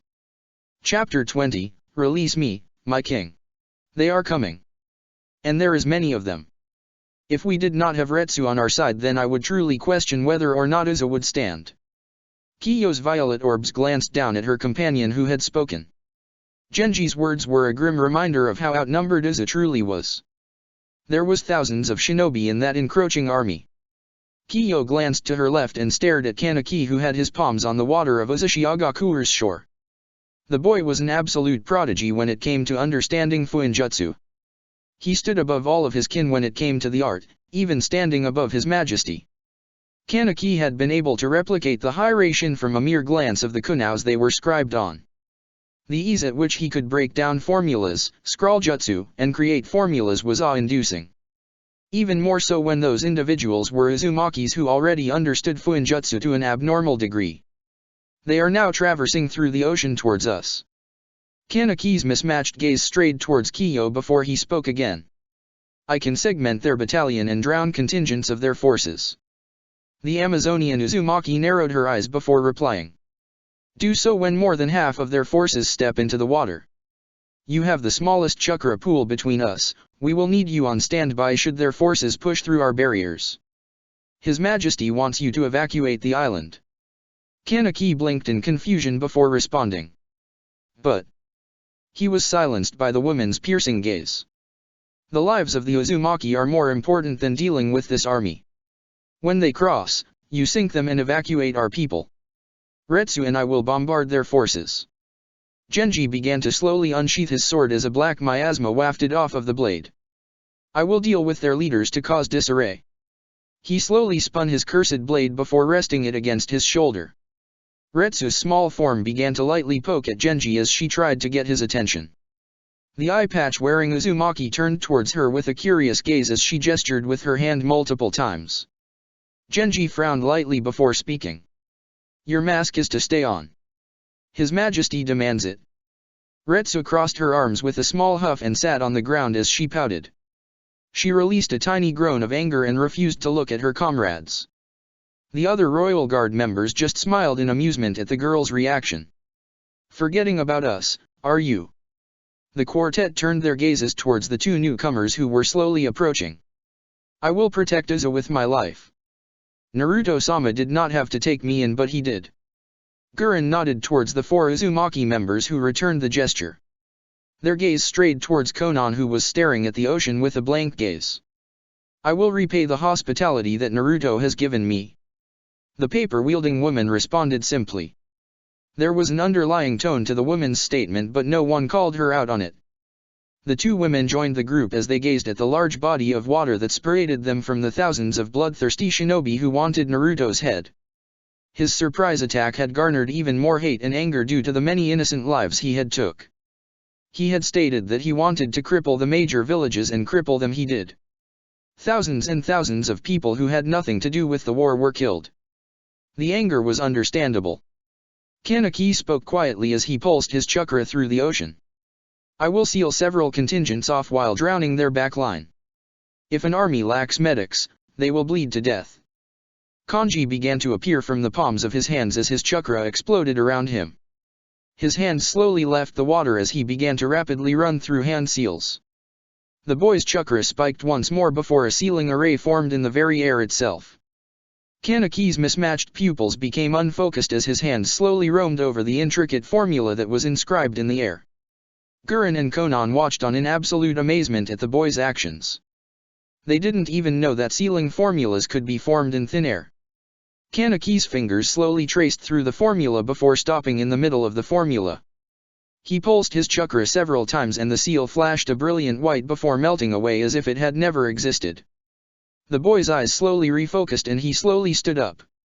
3, 2, 1.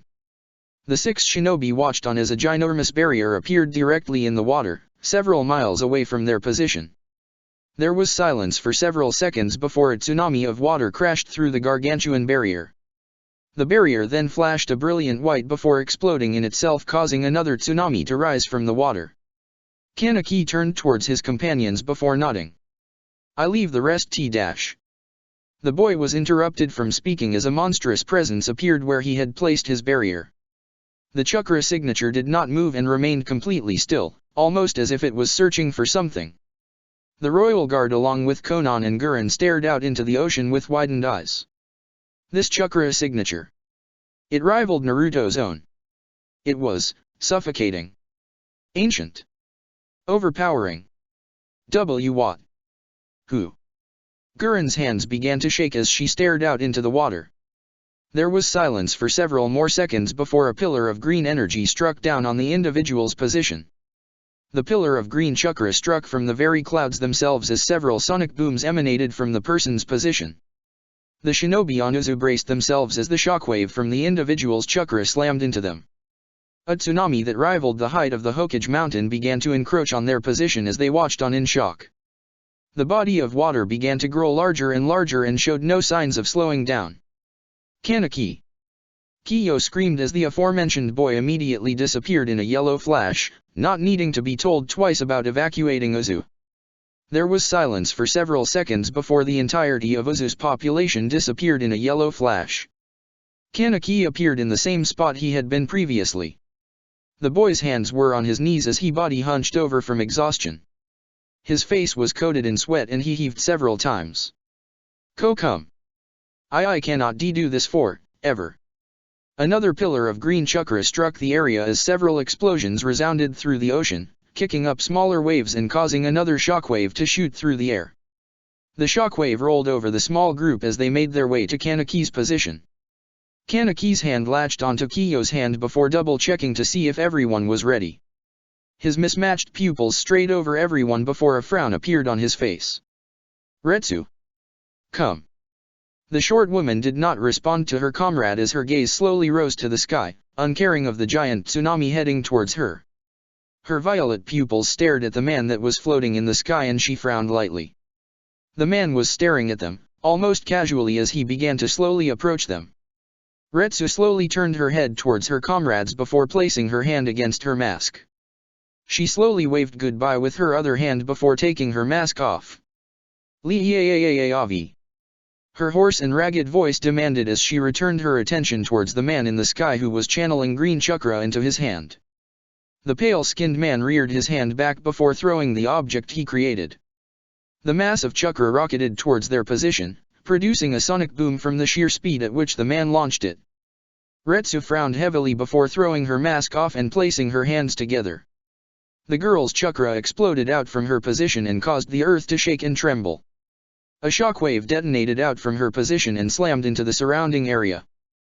Black, intricate markings began to encompass her body, covering half of her face and the right side of her body. The girl's lavender pupils shone a brilliant gold before a slit ran through the pupil. The sclera of her eyes began to bleed ebony before black markings began to form under her eyes. The markings shifted into thin lines that ran down from her eyes reminiscent of tear stains. Retsu channeled her chakra before swinging her hand towards the direction of the tsunami. A cyclone of wind emanated from the gesture before slamming into the wall of water, halting it completely. The body of water lurched for several seconds before it was slowly pushed back. Kaneki stared at Retsu's form for several seconds before gritting his teeth in anger. He squeezed Kiyo's hand tightly before the entire group, sans Retsu, disappeared in a yellow flash. The ball of green chakra immediately detonated afterwards, destroying the shore of Uzu and engulfing the entire area. Retsu braced her body as the explosion from the man's jutsu crashed into her petite form. Smoke and ash rained from the sky for several seconds before Retsu slowly walked out of the cloud of smoke, relatively unharmed. HOH. You survived. Retsu's eyes narrowed as she stared at the pale-skinned man who was now standing atop the water several meters away from her. Tell me, little one, where is Naruto Uzumaki? Retsu snarled in anger before she disappeared from her position.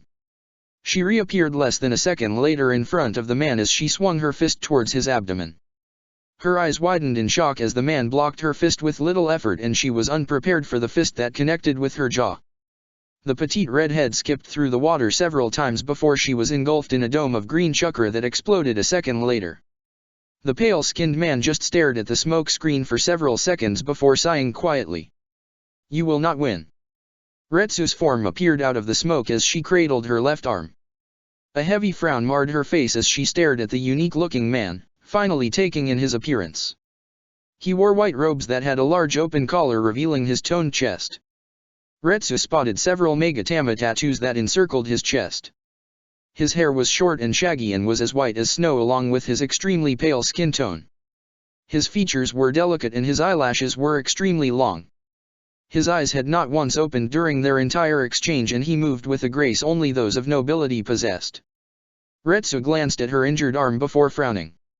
Why wasn't she healing and why did she feel weaker? She was using Sage Mode yet. Retsu's eyes widened as an orb of golden chakra appeared in the man's hands. That was her chakra. She could sense it. Why? How? You are far stronger than most mortals. You know who Naruto Uzumaki is. Tell me, where is he? Retsu's face shifted into a glare and she relinquished her hold on her arm. She hunched her body over as several golden chains sprung out from her back. An explosion of chakra released from her body as she sped towards the man's position. If death is what you wish for, then I shall give it to you. Break. Naruto's eyes slowly opened as he stared into the iridescent sky of the mindscape shared between the Byakuya. A small frown began to form on his face as he slowly rose from Kurama's snout. The blonde narrowed his eyes before staring at the palm of his right hand. On his palm was what appeared to be a tattoo of the sun. He frowned at the marking before glancing at his other palm. His left hand was similar to that of his right hand, with the only difference being that the tattoo was that of a black, crescent moon. Naruto stared at his palms for several seconds before clenching his fists tightly. He was idly aware of the fact that his surroundings had changed completely. He was now no longer in the shared mindscape of the Byakuya. Naruto glanced around before slowly standing to his feet and frowning. Black. Endless void. You have disrupted the balance of our world. Naruto's gaze snapped towards the individual who had spoken. His eyebrows furrowed in surprise as he spotted Hagoromo Otsutsuki staring at him. The horned man was floating in the air with his legs crossed and had his black staff resting on his lap. The man's face was devoid of any emotion and his Dojutsu glowed fiercely. Rinnegan bore into Rinnegan as both men stared at one another silently. Naruto's hands slowly found purchase into his pockets as he finally responded to the old sage. Disrupted the balance? What balance?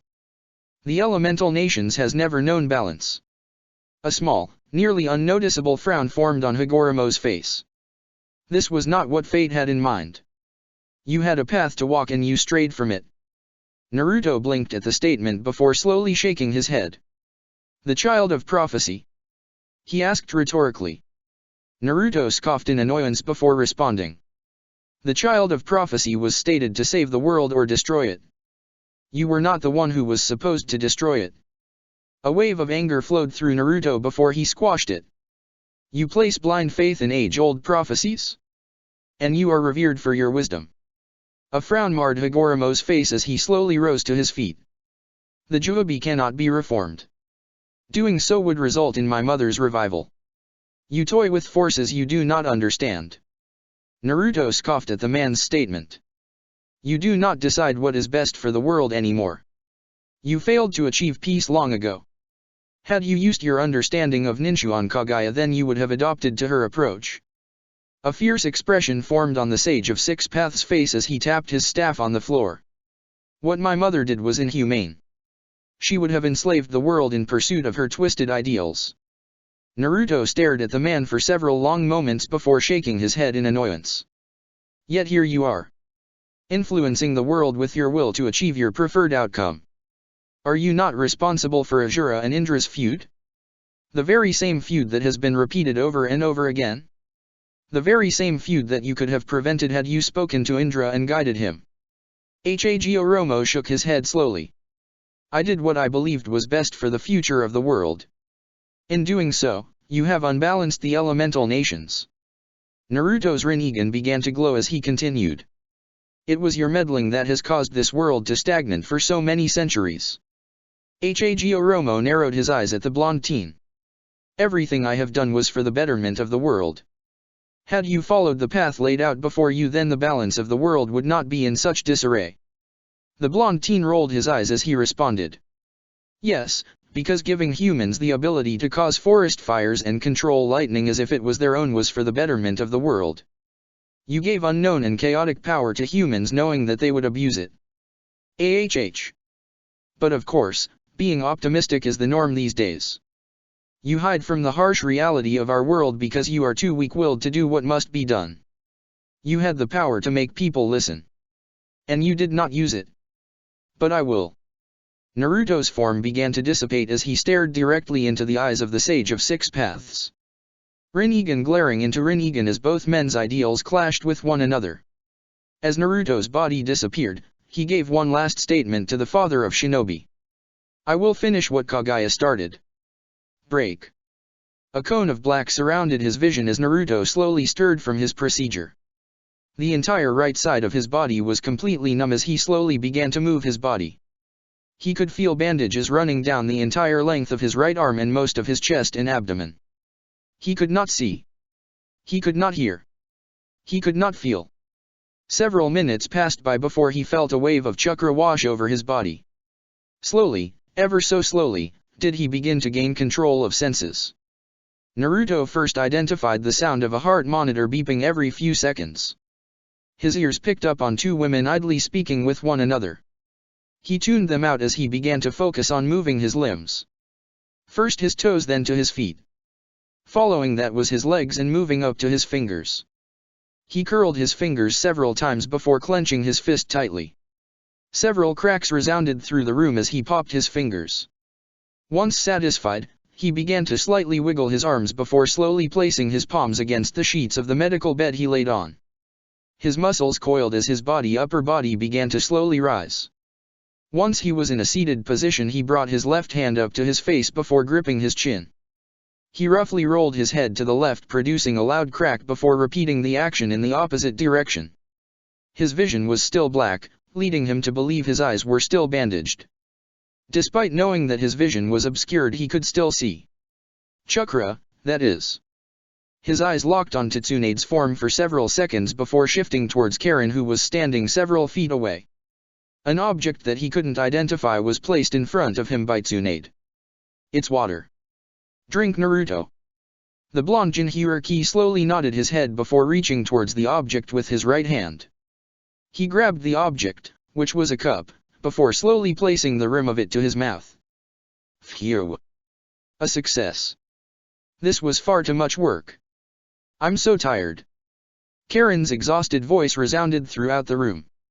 Naruto ignored the idle talk that was happening around him and focused deep within his seal. He was silent for several seconds before a sinister smirk formed on his face as he found what he had been searching for. The blonde teen removed several of the objects attached to his body and began to slowly remove himself from the bed.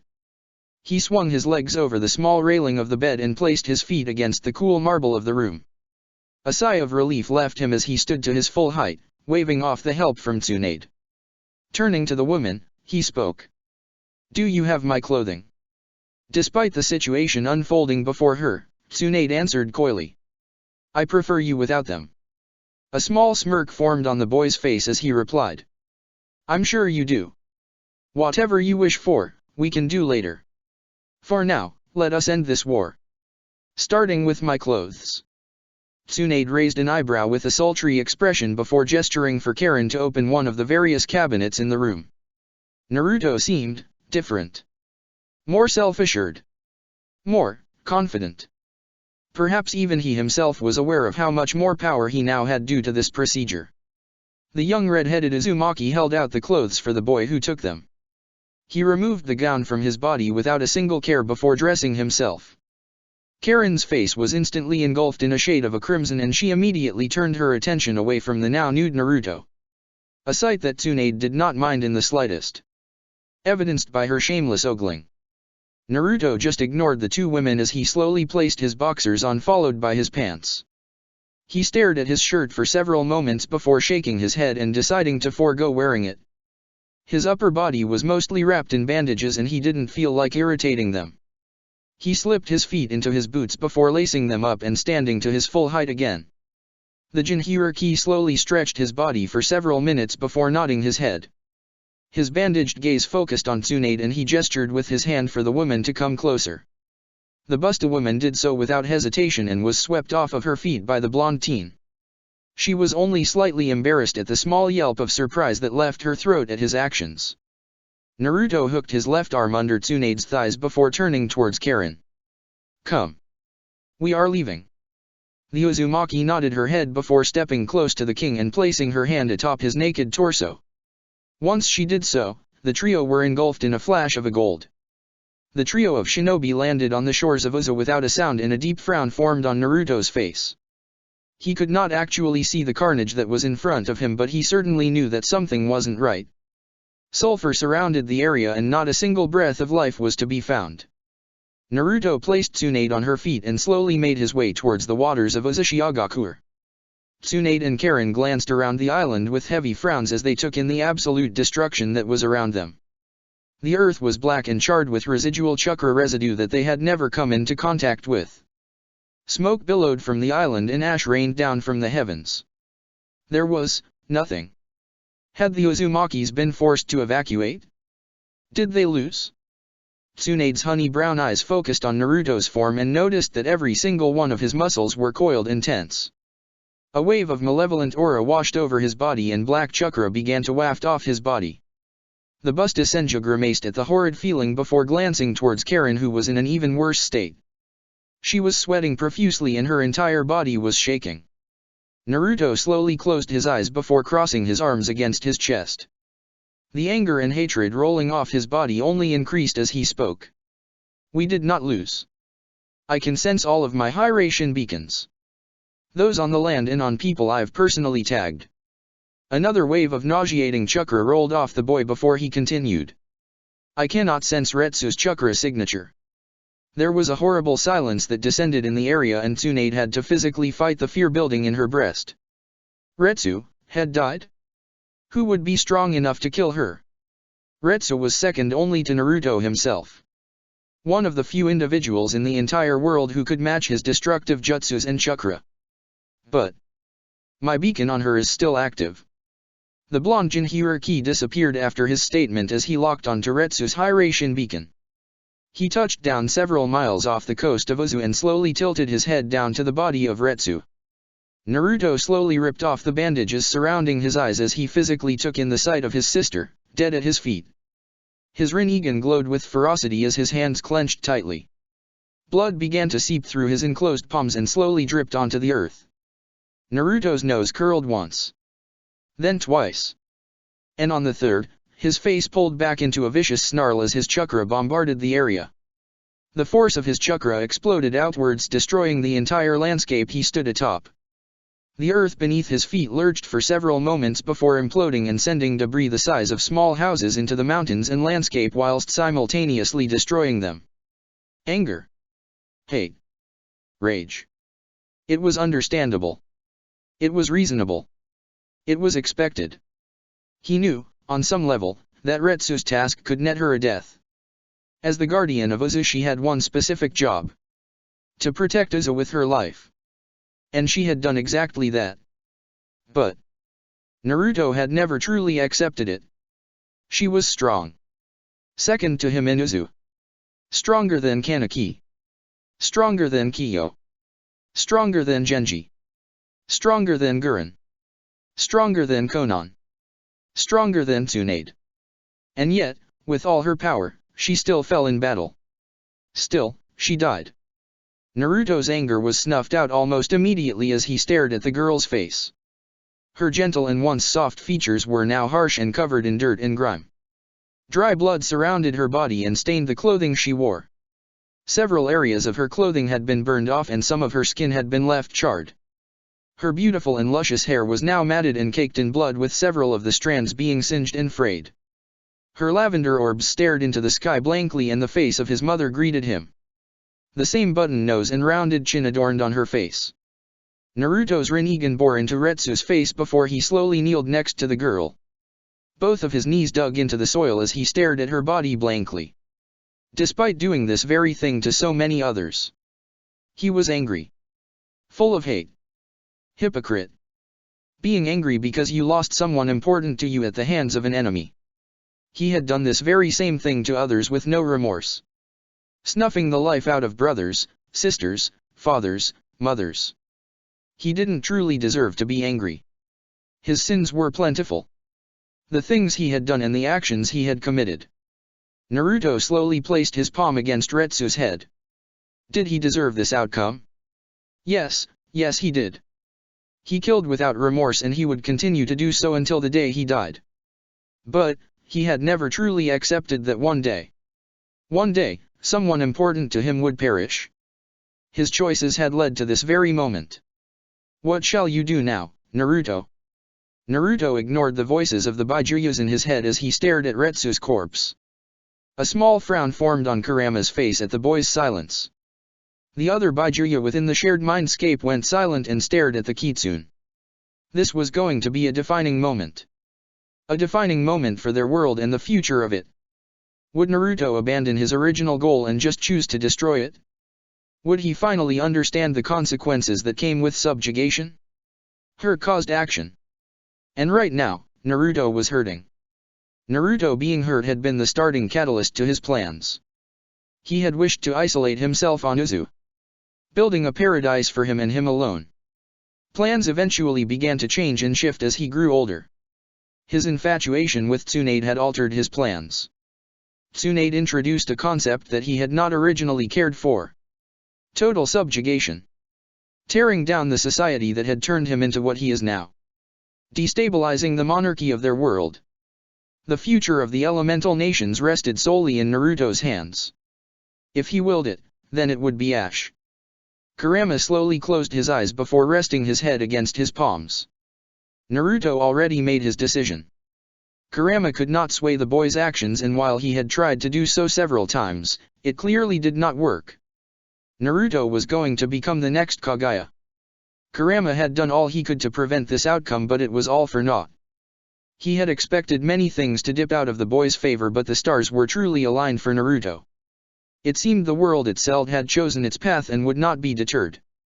Ningendo. Naruto's palm slowly retreated from Retsu's head as his Rinnegan pulsed.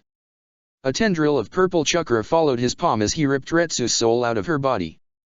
He clenched his fist and the soul of Retsu was distinguished. Naruto closed his eyes as his head was assaulted with Retsu's memories. From when she was but a mere child in Kirigakure to a young woman who defended her home with her life. He saw her getting her throat slit from ear to ear and the traumatizing experience with all the emotions associated with the memory. Her fear, her confusion, her sorrow.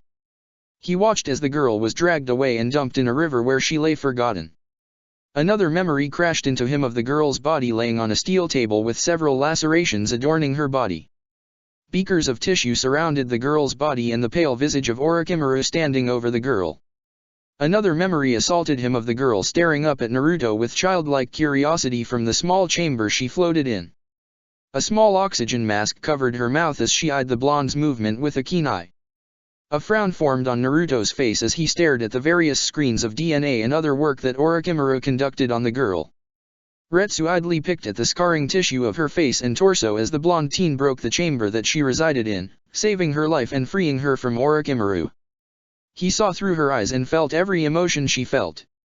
The joy, the happiness, the adoration. Another memory assaulted him, and this was more recent. Retsu stared at a pale-skinned man with shaggy hair as he slowly reared his hand back. An orb of glowing green chakra careened towards her position, engulfing her entire body. All I ask is that you tell me where Naruto Uzumaki resides. Failure to do so will result in your death, little one. He could feel the anger and determination that burned through her. Fighting for her brother and fighting to protect Uzu against this superior opponent. The pain. The agony. The sorrow. I am disappointed. Had you just told me where he resided, then you would have been spared. An orb of green chakra formed in his hand and grew to the size of a small house. The pale-skinned man raised his hand above his head before speaking again. Naruto Uzumaki took something important away from me. I will return the favor. Remember my name, for I will go to any lengths to acquire what is mine. Tonari Satsuki. Retsu's vision exploded in a blinding light and she was unable to dodge the attack that the man threw at her. Pain erupted throughout her entire body and her vision went dark. Naruto slowly opened his eyes before staring down at Retsu's body. He was silent for several minutes before placing his hand on Retsu's chest. He would not sully her sacrifice by bringing her back to life with the Edo Tensei. Retsu was not a puppet. A loyal follower who never questioned orders, yes, but not a puppet. He slowly picked the girl's body up and stared into the girl's eyes. He reached up to her eyes before slowly closing the girl's eyelids. He knew who killed Retsu. Tonari Satsuki. Naruto's Rinnegan pulsed with power as he stared into the sky. The sun was beginning to set and the moon was now slowly rising. The Rinnegan pulsed yet again and Naruto continued to stare at the large rock. He knew exactly where this man was. While he didn't know how to reach it, he knew someone who possibly did. It was an absolute stretch, but he had no other options. Revenge and desperation went hand in hand.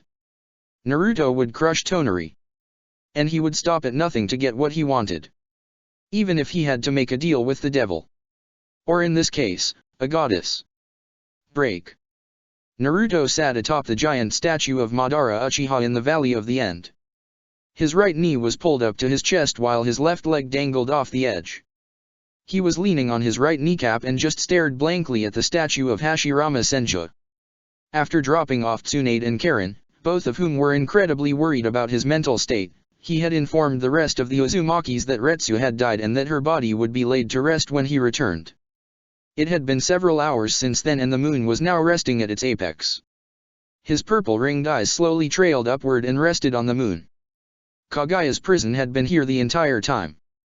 Hundreds, possibly even thousands of years she was so close to the elemental nations yet so far away. The woman must be full of anger and vitriol at the perceived slights of her children. Having birthed them, raised them, took care of them. All for them to just betray her due to a difference in ideals. Naruto shook his head in disappointment as he sighed quietly.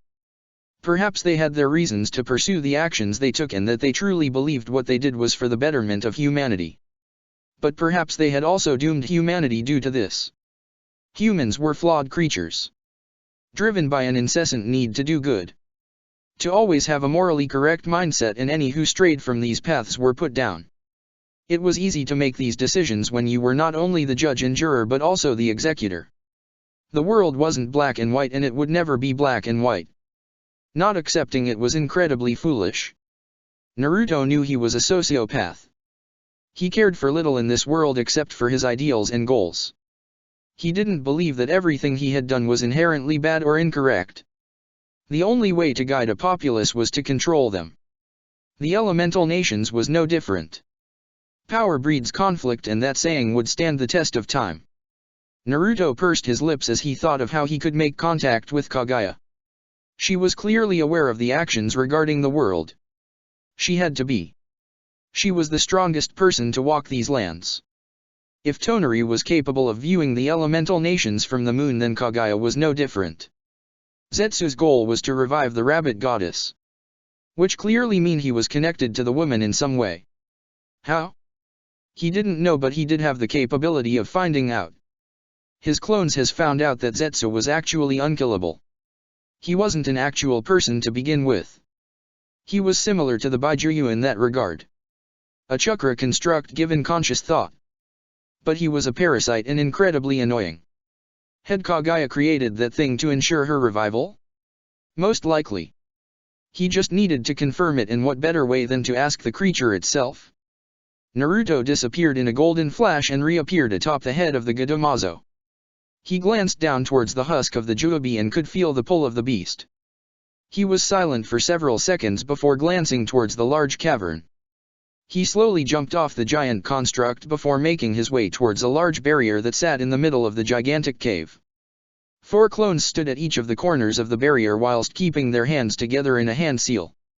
The red walls of the barrier illuminating the cavern and bathing it in a shade of red.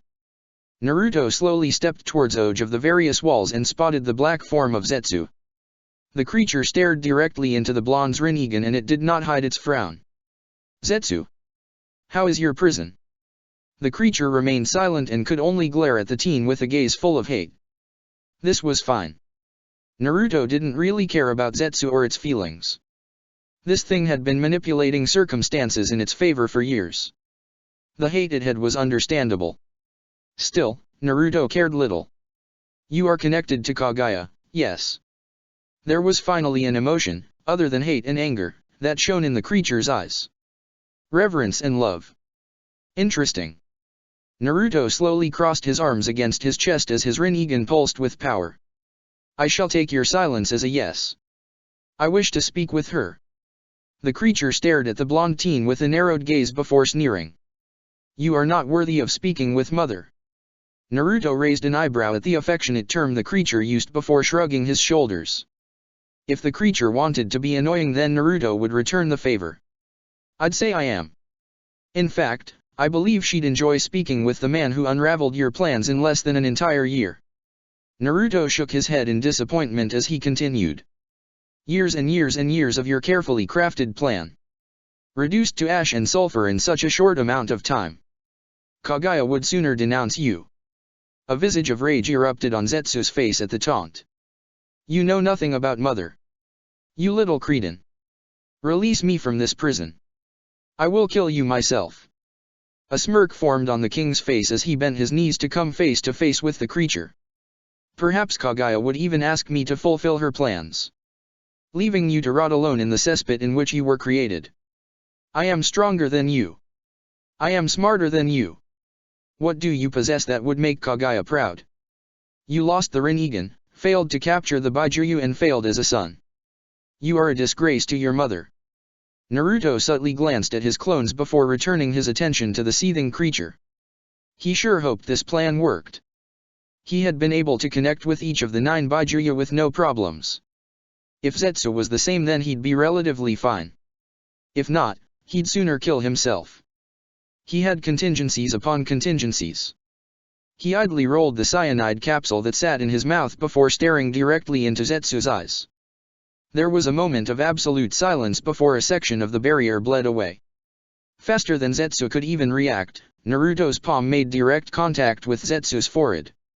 Naruto's Rinnegan pulsed with power and a shockwave of chakra erupted from his body. A blinding white flash emanated from his position and Naruto was forced to close his eyes. Silence. Naruto slowly opened his eyes and stared into a void that was full of iridescent colors that were reminiscent of the shared mindscape between the Baijuyu. The boy slowly blinked before standing to his full height and slowly glancing around his surroundings. It was just a never-ending void of bright colors. Had it failed? Naruto's lips tugged downward as he stared at the ground of the mindscape. This was a disappointment. It was a long shot to begin with. I know who you are. Naruto's gaze snapped up at the voice and he slowly shifted his gaze around the void. He had heard the woman speak. Uzumaki Naruto. The teen continued to sweep his gaze around the never-ending void, trying to locate the woman. Harbinger of death. Defier of fate. You are an anomaly amongst your kind. Naruto felt a dainty hand caress his left cheek and he immediately snapped his gaze to where he had been touched. Nothing. There have been many like you. Those who defy the laws of the universe and clash against the norm. You remind me of myself. Naruto spotted 2 pale hands lightly glide across his torso. Long, black fingernails gently raked across his chest before the hands slowly roamed to his shoulders. He could feel the woman's breath on his ears as she spoke once again. I too, used to be weak like you once had. Groveling at the feet of my superiors and bowing my head in obedience. Doing as I was told like the vermin they believed me to be. Naruto's eyes narrowed slightly as he felt the woman's arms wrap around his lower abdomen. Her body became flushed with his and her voice tapered off into a whisper. I sat by and watched as my beloved sister was devoured by the very same individuals who claimed to be my family. That was the day. The day that I finally adhered to my kind's philosophy. You know it well, don't you, Uzumaki Naruto? A curtain of white tresses flowed out from the woman before wrapping around the 2 powerful individuals, surrounding them in a dome. Despite being cut off from the never-ending void of lights and now being entrapped with the woman, Naruto did not feel ill intent from the woman. The philosophy of the Otsutsuki. The strong thrive and the weak perish. An ideal passed down from generation to generation. Those who are weak are tossed aside and left to rot. Others are literally eaten by the stronger. Can you picture it? The one you love being devoured before your very eyes. Naruto's chin was gently grasped by the woman before being slowly turned to the side. Kaguya only allowed the boy to see a small portion of her face.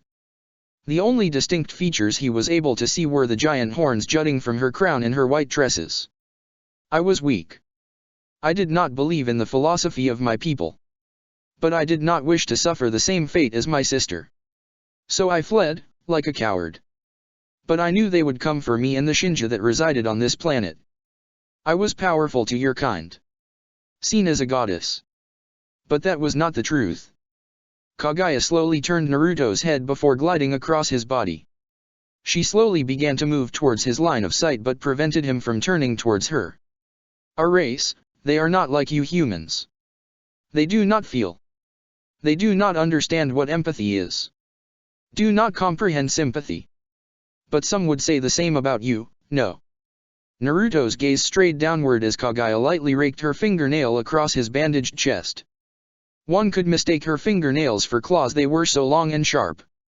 I was not like my people. I was like you. An anomaly. When I landed on this planet, I was revered. But life. It is a fickle thing. You know my ending, Uzumaki Naruto. But not my story. Kagaya's index finger lightly trailed across Naruto's cheek before resting on his lips. The pale-skinned woman slowly made her way into his line of sight as she continued to speak. My sons betrayed me. They did not understand the threat that my people posed. They are monsters. Down to their very core. Power is all that truly matters to them. They would have come here. They would have killed every single individual on this planet. I would not allow it. I came to understand the emotions that my people locked away for so many millennia. Kagaya's beautiful visage entered Naruto's line of sight and the boy's Rinnegan slowly roamed across her delicate features. Skin as pale as snow and a visage only depicted on those associated with the title as a goddess greeted him. I learned compassion. Learned how to love. But with love comes forth hate. A hate so deep that it burns your skin and sinks into your very bones. I experienced this hate when the man I came to love was killed.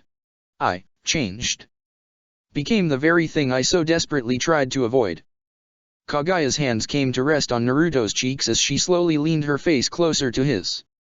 Her small eyebrows were knit together in an expression of sorrow and he could feel the woman's breath on his lips. I devoured the Shinju fruit. A taboo amongst our people who harvest the fruit to strengthen our future generations. In turn, I gained immense power. Power that you mere mortals could not truly understand. I subjugated the world and crushed the wars of your kind. But I became obsessed with control. The futility of it all. I wished to create an army capable of fending off my people by using the life force of you humans. It took me several centuries of isolation in that wretched prison of mine to understand my shortcomings.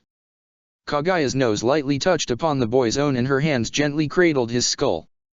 The pale-skinned goddess pulled their bodies flush together as her Byakugan stared into his Rinnegan. I long since abandoned my pointless quest for revenge. Hag Oromo and Hamura have long since passed but the threat of my people still exist. You are powerful, Uzumaki Naruto. More powerful than all of your kind, but you are not an Otsutsuki. My race will topple over you. They will kill all that is important to you and force you to watch. Kagaya spotted the spike of anger that formed in Naruto's eyes and she gently caressed his cheeks, softly stroking his whisker marks with her thumbs. The blonde stared into the goddess' eyes before narrowing his own. You could be manipulating me, he stated rather plainly. An amused smile tugged at Kagaya's features as she tilted her head. Uzumaki Naruto. Surely you do not take me for a fool? You have already adopted Higoromo's philosophy of ninju. It is rather redundant, no? Naruto pursed his lips before staring into the rabbit goddess' eyes. For what reason do you have in aiding me? The extermination of my people. They are a stain on the universe and they cannot be allowed to thrive any longer. I ask of you Uzumaki Naruto. Will you rid the universe of my people? Naruto stared into the woman's pale orbs as he contemplated the request. He was silent for what felt like hours before he made his decision. I will grant your request. But there is something I want from you. A knowing smile formed on the woman's face as she slowly pulled away from the blonde teen. Yes. Your little problem. One of my own has taken something important from you. I see it in your eyes.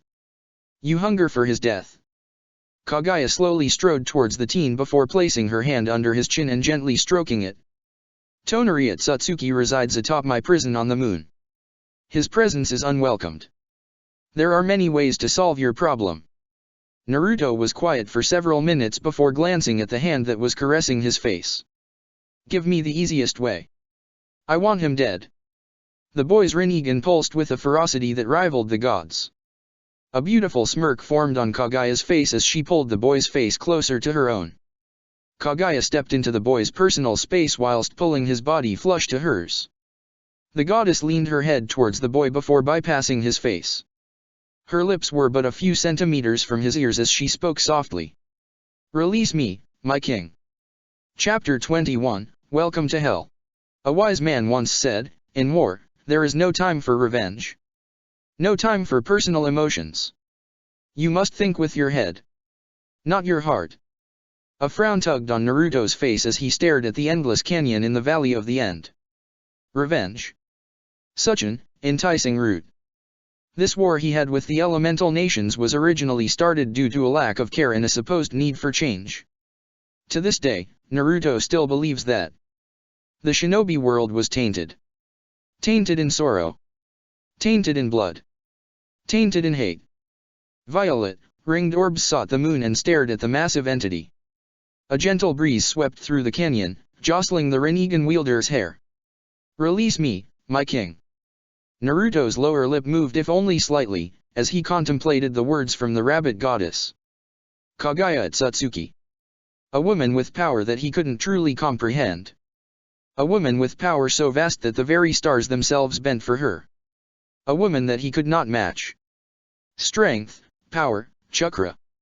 It would not matter. He would fall to her. Should she choose to, his life would be in her hands and his fate rested with her actions. If he released her and she deemed him useless, then he would die. There was no ifs, ands, or buts. Naruto could not physically compete with Kaguya. He accepted this the second he had spoken with her. The moment he met her. She was in a league of her own, outclassing him in everything that he had struggled to achieve. Naruto slowly crossed his arms against his chest as he continued to stare at the moon. Even now, he could feel the woman's pull. She wished to speak with him. An innate desire built upon by a lack of connection to the world. Kaguya possessed knowledge of the world that should otherwise be impossible given her sealed state. The only explanation to this would be through her connection with Zetsu. The creature loved to speak about his mother. Getting information about the woman was easy and Naruto learned so much, but so little at the same time. The Kaguya that Zetsu spoke about was not the Kaguya that Naruto had met. I long since abandoned my pointless quest for revenge. Naruto believed her. You could not lie to him. She made contact with him as a show of good faith. She hadn't needed to touch him but she knew. She had all the power during that conversation. A rare feat considering who she was speaking to. But Naruto had been interested in hearing everything from Kaguya herself. A feud between the strongest beings of their world. To make a decision that would affect the entire world based off one side of a coin was idiotic. Stupid and foolish. Naruto was not like everyone else. He understood this world on a level that others couldn't. People believed him to be a monster. On some level, he agreed. He was not a good person but he was not inherently evil. Many would argue that his actions explained themselves. The deaths of innocents. Naruto did not regret his actions nor had he lost sleep over it. Such was the way of life. Why should he care about those who hold no place in his heart? People loved to preach about the importance of life but fail to realize that life itself was fickle. Should a rapist be allowed a second chance? Should men like Orochimaru and Danzo be allowed to live after their actions? Should he be allowed to live? Naruto had killed thousands upon thousands of people under the pretense of changing the world.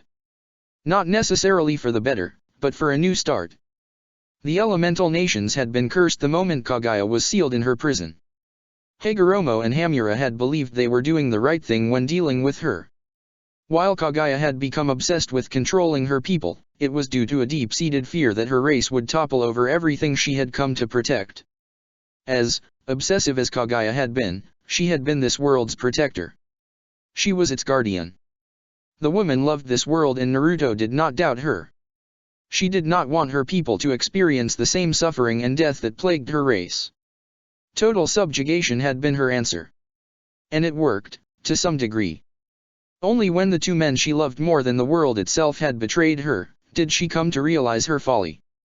Kaguya did not have an equal that understood her. Her two equals, Higoromo and Hamura, had not understood her. They did not bother to understand her and the actions she took. Naruto understood Kaguya. They were near identical with their approaches to the world. While Kaguya wanted the world to be a better place, Naruto wanted a newer one. One not plagued by the death of children, bred to fight for their homes. A place where his family could live without the fear of being annihilated at the hands of savages. Naruto did not care how immoral his actions were. The Uzumaki were his responsibility. He had come to terms with that when they crowned him king. It was his duty, as the king, to make sure his people survived. A king would do anything to make sure his people were safe. Which was exactly why this farce of a war had been stopped. There were bigger threats in this world than naive shinobi.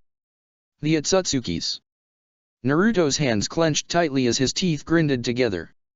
His anger flaring up at the thought of a specific Atsutsuki. Tonari Atsutsuki. Naruto Uzumaki took something important away from me. I will return the favor. Remember my name, for I will go to any lengths to acquire what is mine. Tonari Atsutsuki. Naruto had sat for what felt like hours mulling over the words that had been said to Retsu. Tonari believed that Naruto took something from him, and in doing so, Tonari returned the favor. There was only one conclusion to this. Naruto had only truly taken one thing that could spark a reaction as volatile as the one Tonari had shown. Hanabi and Hinata Hyuga's kidnapping. More specifically, Hinata's kidnapping. There was a seething, yet quiet rage that had emanated from the man's tone of voice. A rage that could only be sparked when something incredibly important to you had been hurt, taken, or killed. It was the same anger and rage that Naruto had when Jiraiya had insulted Tsunade, leading him to believe that this started because of Hinata. Hinata was Tonari's weakness. It would be exploited. Hinata was unreachable, and this most certainly angered Tonari. Angry enough to appear before his very home and assault it. While Retsu had ultimately fell to him in battle, she had pressured him enough to keep him away from Uzu, pushing him back several miles and making the man work for his kill. Retsu had been severely outclassed, but she held her own and did not relent, even managing to draw blood from the man. It filled Naruto with pride and anger. But mostly pride. Retsu would have never managed to kill Tonari, and Naruto did not fault her for it. She fought with every ounce of her power and died doing what she loved. Protecting Uzu. Naruto would not spit on her sacrifice. He had wanted to revive her then and there. To hold the girl in his arms and tell her how proud he was of her. To tell her how much she meant to him. Both as an Uzumaki and as his sister. But her only wish was to die defending Uzu. To die with the knowledge that she protected the home her big brother had created. Naruto would not break this wish. The blonde teen shifted his gaze down and stared at the statue of Hashirama Senju. He was quiet for several moments before disappearing in a yellow flash. The king touched down silently and slowly trailed his eyes over the environment he appeared in. A modest village with several larger-than-average homes, small establishments, and stores with several people moving product and items to and fro while others helped set things up in the shops. Small groups of red-haired individuals aided one another as small parties moved furniture into the houses. Hundreds of seals were being painted across the village, and Naruto could spot a large building towards the back of the village that boasted the Uzumaki clan symbol. It took several minutes for his presence to be noticed, and it didn't bother him. From the lavish island of Uzushiogakure to an unknown backwater village hidden on the outskirts of Kiri. The safe house for the Uzumakis should anything happen to Uzu. A precaution Naruto had taken when taking into account what had previously happened to Uzu. It wouldn't happen twice. Several Uzumaki members kneeled to their king, surprised and slightly shocked that he had finally shown up. The queen had informed the people that their guardian had fell in combat against a superior opponent. It was a tough pill to swallow. Many people adored Retsu. She was loved by everyone. Naruto allowed Retsu to mostly do as she pleased whilst in Uzu. The girl would help her people with even the smallest of tasks and did not complain. Every Uzumaki member knew of the king's relationship to the girl. Second only to the queen herself. The king had not appeared in the village since the queen informed them of Retsu's death, which had been 2 days ago. Retsu had yet to be buried, and they would not bury her until Naruto appeared. To do so would insult the man that treated the girl as his younger sister. Everyone grieved differently, and Naruto was no different. Naruto glanced around the entrance of the village before slowly raising his hand and motioning for the Uzumaki members to rise. He began to slowly make his way through the village whilst making sure to greet every person he passed. He did not verbally respond to anyone.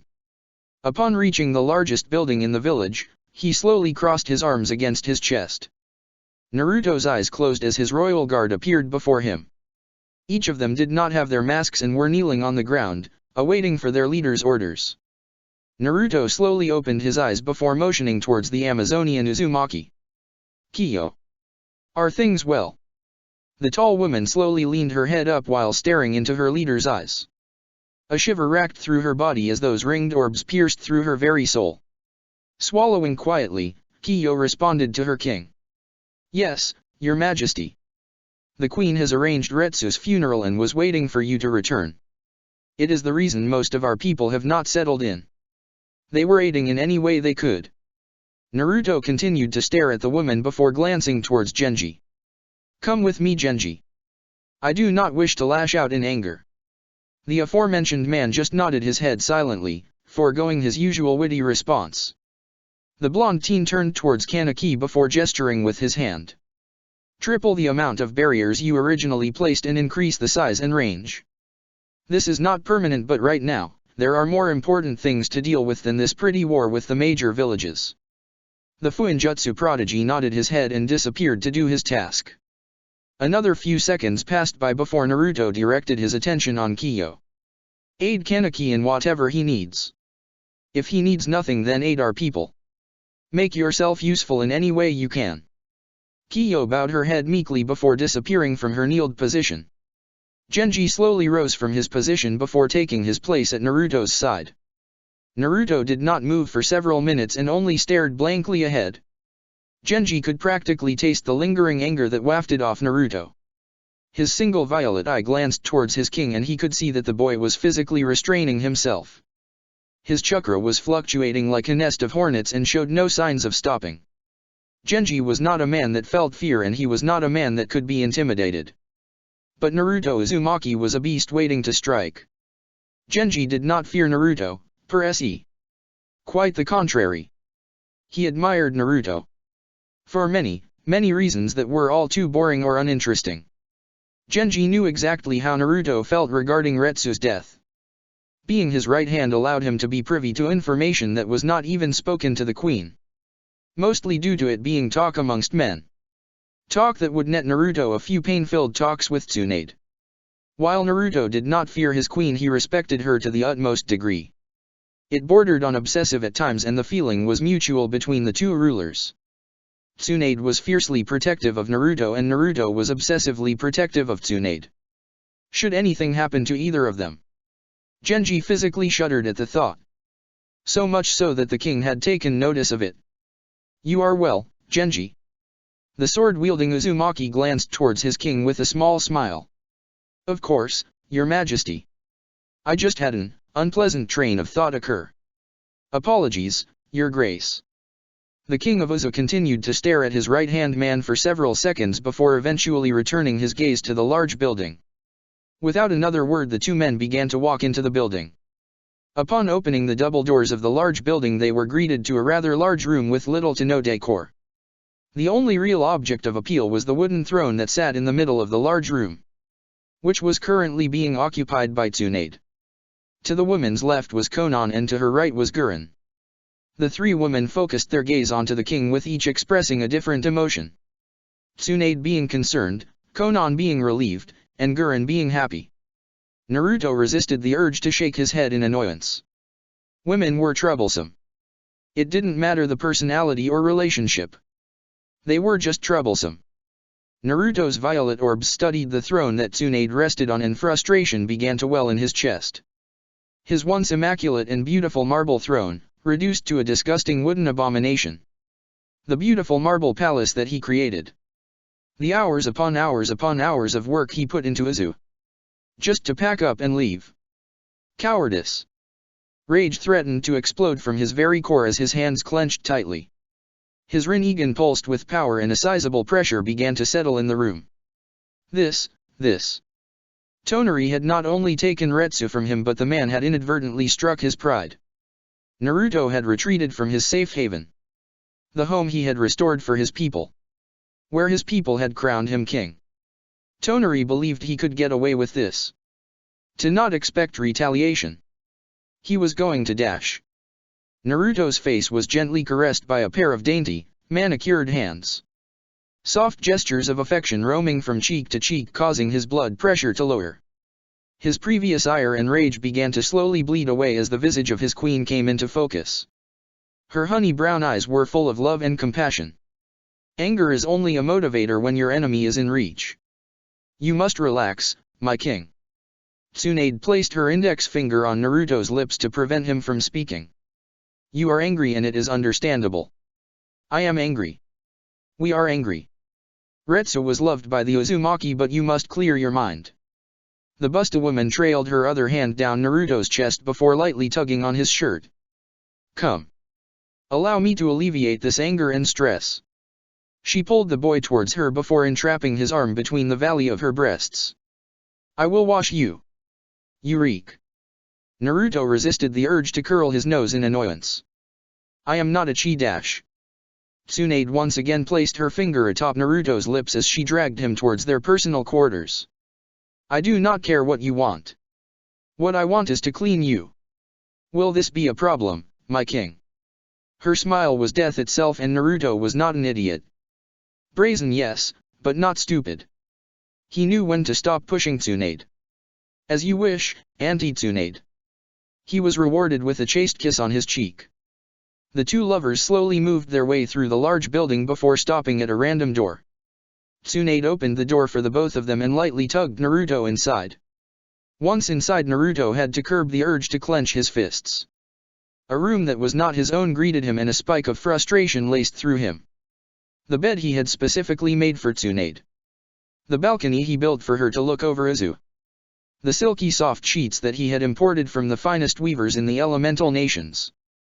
The king of Uzu inhaled greatly before slowly exhaling.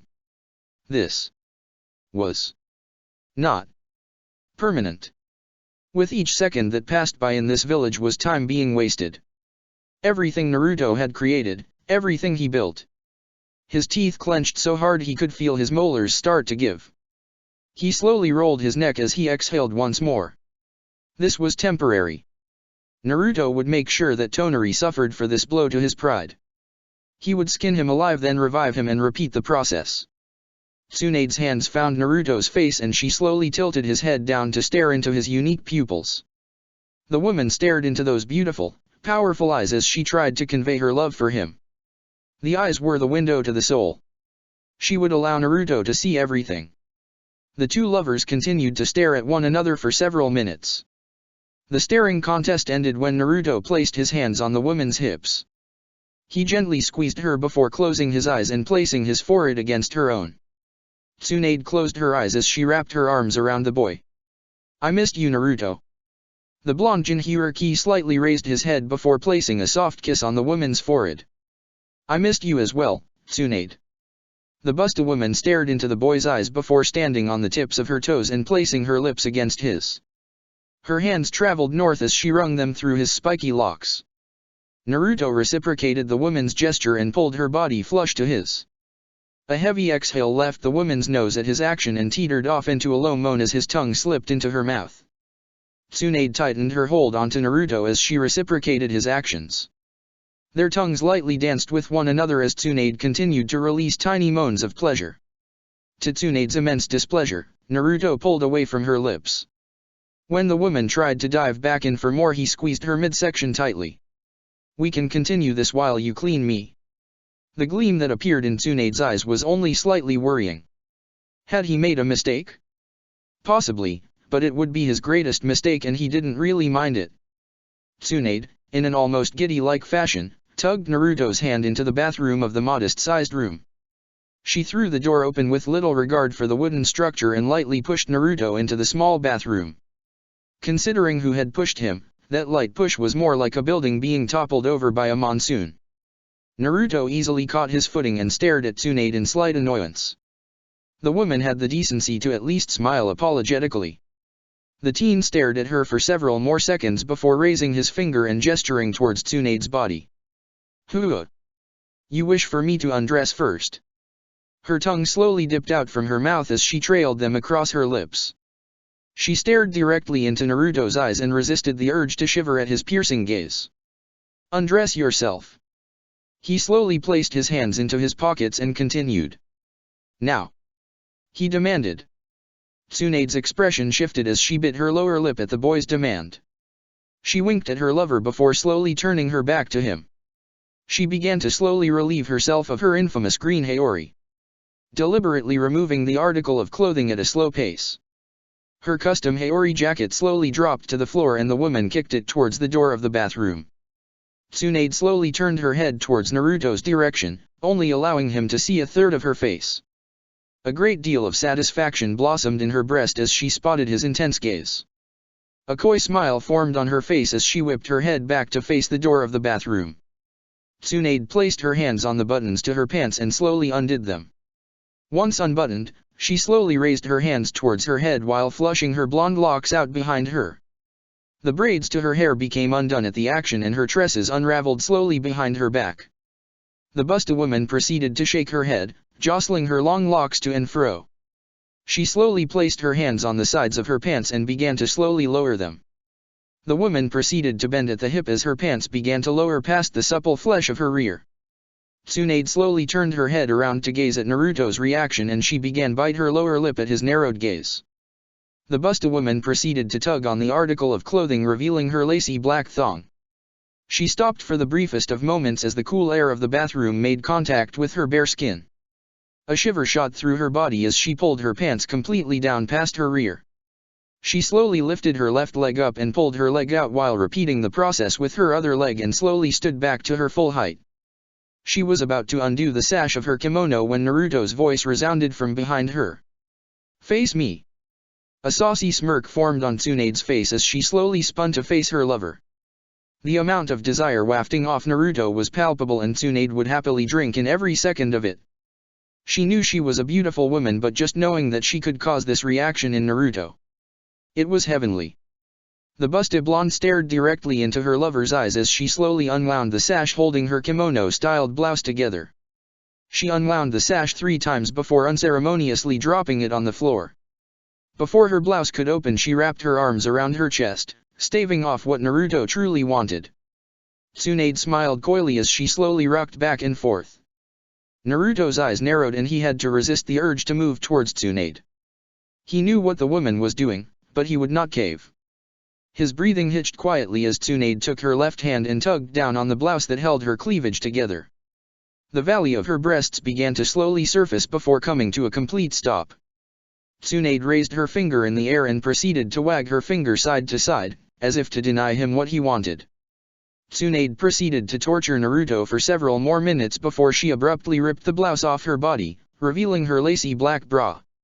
Her ginormous breasts bounced at the action and Naruto was slightly taken aback by the action that Tsunade committed.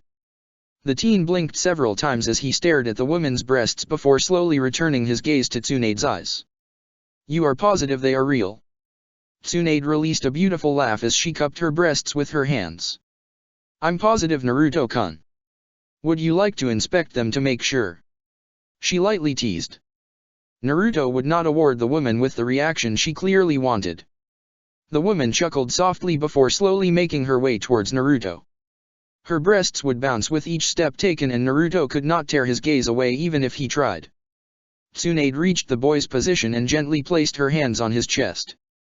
She tilted her head up to look him in his eyes and proceeded to reach her arms behind her back. Her fingers danced on the clasp holding her bra in place before she slowly undid it. Her lacy bra slowly fell to the ground as her breasts were freed from their confines. A sigh of relief left Tsunade and she took great satisfaction in Naruto's mesmerized gaze. Tsunade bit down on her lip as her lover slowly placed his palm on her breasts. Her eyes slowly fluttered close as Naruto gently squeezed the flesh of her supple chest. A shaky exhale escaped her throat as he began to slowly knead her breast. Her knees began to tremble as her core began to heat up. A breathy moan escaped her throat and she swallowed the saliva that began to pool in her mouth. Before the pair could continue with their foreplay, Tsunade gently grasped the boy's wrist. A dash of pink engulfed her cheeks as she stared into Naruto's Rinnegan. "Not yet, my king. In the shower. Please." Naruto stared into his lover's eyes before slowly retracting his palm from her bust. Tsunade had to resist the urge to mewl in displeasure at the lack of warmth and pleasure his hand had provided. Releasing another shaky exhale, the woman focused her gaze on Naruto's shirt. Without a care for his feelings on the matter, She ripped his shirt off his body and threw the tattered cloth behind her. She ignored the boy's indignant expression and proceeded to place her hands on his pants. "You will not do the same to my pants." Naruto gripped Tsunade's wrists and ignored the small pout that formed on her face. He gently removed her hands from his pants before unbuttoning them and taking them off. Once he removed the article of clothing, he threw it behind Tsunade and stared into her honey brown eyes. She returned his gesture and stepped closer to the boy. Her breasts melted into his naked chest and she shivered at the heat radiating off his body. Naruto tilted his head down towards Tsunade and laid a gentle kiss upon her lips. His arms encircled around her body and he began to slowly kiss his way towards her neck. The Busta Senju slowly tilted her head and let out a breathy exhale as the teen began to pepper her neck with soft kisses. Her nails clawed lightly upon his back as the boy's tongue began to trail across her neck.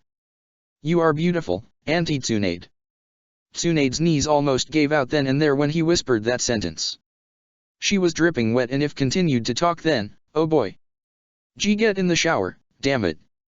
A small smirk formed on Naruto's face and he began to slowly pull away from his lover. The heated blush on her face would forever be ingrained in his brain. Naruto stepped away from Tsunade and decided to harshly slap her ass as he retreated into the standing shower. Tsunade's moan of approval was like music to his ears. Turning towards the blonde woman he questioned. "Are you not going to join me?" The woman exhaled heavily before gesturing with her head as she tried to will her blush away. "Start the water. I said I'd clean you, there will be time for that later. If you're a good boy." Lemon warning, fucking weirdos. The woman's sultry smile made his eyes roll in annoyance. He slowly shook his head before removing his boxers and ignoring Tsunade's piercing gaze. He turned the nozzle to the left and water immediately began to rain down on his form, drenching him from head to toe. He shook his head several times and closed his eyes as he waited for the water to warm up. He was idly aware of the fact that Tsunade had stepped into the shower. His eyes remained closed as the glass sliding door began to slowly close. The small space was quickly filled with a steamy fog due to the heat of the water and Naruto began to slowly roll his shoulders and neck, relaxing his muscles. He felt the woman's generous bust mold into his back followed by her dainty hands wrapping around his abdomen. Naruto slowly opened his eyes and trailed them downwards as Tsunade's pale white hands rubbed small circles on his stomach. The teen continued to stare at her perfectly manicured claws before trying to turn around. He was halted from shifting his position as Tsunade tightened her hold on him. Naruto narrowed his eyes as he felt Tsunade's lips trail across his back. She would pepper certain spots for a long period of time before abruptly switching from side to side at random intervals. This didn't feel right. "Does this please you, my king?" Naruto's muscles coiled like a spring as the voice of Kaguya hammered into his skull. His eyes widened exponentially and in a show of brute strength he broke the hold that Tsunade had him in. Naruto spun around to face where the voice had come from, absolutely expecting to see Kaguya's form. His eyes trailed over the woman behind him and noticed without a doubt that it was not Kaguya. But he heard her. He didn't even realize that his chest was heaving heavily and that he was short of breath. He swallowed the saliva in his throat and began to slowly calm his breathing as Tsunade stared at her lover in concern. "Naruto?" Tsunade's worried voice questioned. "Are you okay?" Naruto blinked several times before registering the question that he had been asked. His eyes sought Tsunade's and he stared into her honey brown eyes for several seconds. Tsunade was completely unprepared for the boy to pin her against the wall while simultaneously attacking her lips with the ferocity of a wild beast. A guttural moan tore through her throat as the boy's tongue entered her mouth and began to dominate her own tongue. Where did this come from? Not that she was going to complain or anything, but the woman's train of thought was interrupted as a burst of pleasure spread throughout her body. Naruto's fingers had trailed down her body and were now vigorously rubbing her nether lips.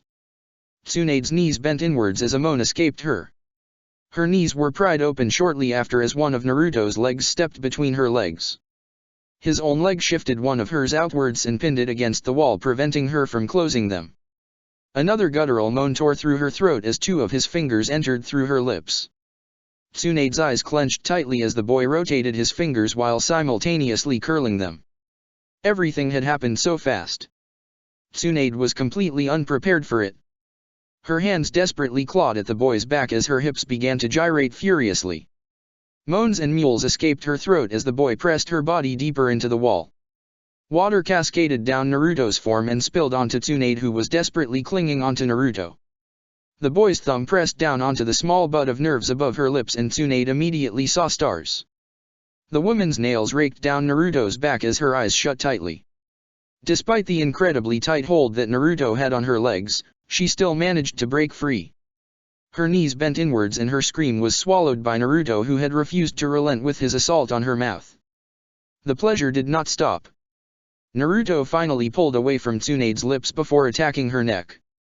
His teeth nipped at the exposed flesh of her throat and he continued to plunge his fingers in and out of Tsunade's depths. She hadn't even come down from her orgasmic high and the boy was quickly bringing her to another. Why? What had happened? Okami. His tongue was now trailing down her chest. Naruto's ringed orbs stared directly into Tsunade's hazy eyes and his mouth immediately latched onto one of her sensitive buds. Phew, yuck. Her head began to grind into the wall of the shower as the boy suckled her hardened nubs. He had yet to remove his fingers from her drenched snatch and the sounds being made from his actions only added to the debauchery that was happening. Tsunade idly realized that she was being lifted up. When had that happened? The Busta woman blinked several times and glanced downwards. Despite her massive chest blocking most of her view, she was able to spot a rather large appendage rubbing against her mound. Her hips mindlessly gyrated with the pulsating organ as if enticing it to enter her nether lips. The woman's gaze slowly trailed north and she spotted the visage of her lover staring directly at her. Honey Brown gazed into dark violet for several seconds before it happened. Tsunade released a cry of pleasure as the head of Naruto's cock pierced through her drenched folds. Her legs instinctively clenched around the boy's hips as her pussy greedily swallowed the boy's cock. Kami. You're. Ugh. Tsunade moaned loudly as Naruto's teeth nipped at her neck. She began to slowly gyrate her hips due to his actions.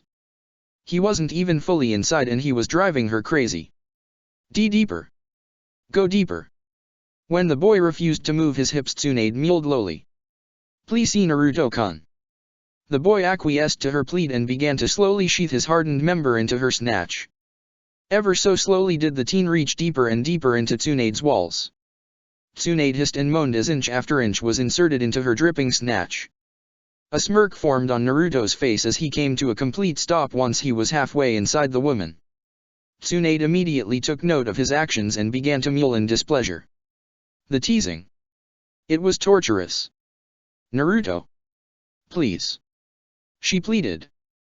The woman tried to gyrate her hips but was held back by Naruto's hands. Please. Without warning, his cock speared directly into her. His pelvis slammed against hers and a loud cry that was a mixture of pain and pleasure tore through Tsunade's throat. Phew, yuck. Tsunade had no time to adjust to her lover's size as he began to pump in and out of her at a rapid pace. Her breasts bounced vigorously with every thrust and her moans grew louder and louder. Do you like this? Auntie Tsunade. The woman's eyes rolled into the back of her head and she came hard. A scream ripped through her throat from the boy's question. Her taboo fetish coming to light and being exploited by her younger lover. He did not relent and gave her no time to recover. Like a wild beast he rammed his cock into her. Tsunade could do nothing but increase the strength of her grip that she had on the boy. He was fucking her. Treating her like the little bitch she had always wanted to be. And she loved every single second of it. Tsunade's hands left her lover's back and found purchase on her large breasts. She clenched her eyes tightly and began to squeeze her hardened nipples whilst releasing cries of ecstasy. Tsunade's moans and cries were silenced as Naruto's mouth latched onto her own. Her moans tapered off quietly as she inhaled and exhaled deeply through her nose. Their tongues wrestled for dominance for several minutes before Tsunade was forced to concede. One of Naruto's hands had detached from her waist and was now vigorously rubbing the bundle of nerves. Tsunade's cries were swallowed by her lover who showed no signs of slowing down. The Busta woman was caught in a never-ending cycle of euphoria at the hands of her lover. Her nipples and breasts were teased and pinched expertly. Her dripping cunt was pounded relentlessly. Her clit was no more than a plaything. Fuck. Fuck fuck fuck fuck. Fuck. Tsunade squealed in pleasure as Naruto's teeth bit down on the creamy skin of her throat. He began to suckle the spot, no doubt wishing to leave her plenty of love marks. He was close. She could feel it. His aggressive and rapid thrusts were now slow and powerful. He would slowly thrust into her, sheathing himself entirely before slowly pulling out until just the head of his cock remained inside. Repeating the process while grunting lowly and moaning her name. Kami, it was so hot. Naruto completely sheathed himself inside her one last time before grunting quietly. Auntie Tsunade. The woman clenched her walls tightly at his words, causing the boy to release yet another grunt while gritting his teeth. Come in me. Naruto's eyes clenched tightly as he released his seed into Tsunade. Her walls clenched extremely tightly as she came. Both lovers immediately locked their lips together as they basked in the euphoria of their respective orgasms. Their kiss was soft and tender. A far cry from their intense session. Their breathing was slow and heavy as both lovers leaned on one another for support. Tsunade's chest heaved heavily as Naruto slowly pulled away from her lips. Her eyes were slightly hazy as a small smile formed on her face. I love you, Naruto-kun. Naruto leaned his forehead against hers and gave her a chaste kiss. I love you too, Auntie Tsunade. He released a heavy exhale as he shifted his lower body backwards. Tsunade released a quiet moan as Naruto's cock began to slowly retreat from her pussy. Her moan rose an octave higher as his engorged head slowly popped out of her depths.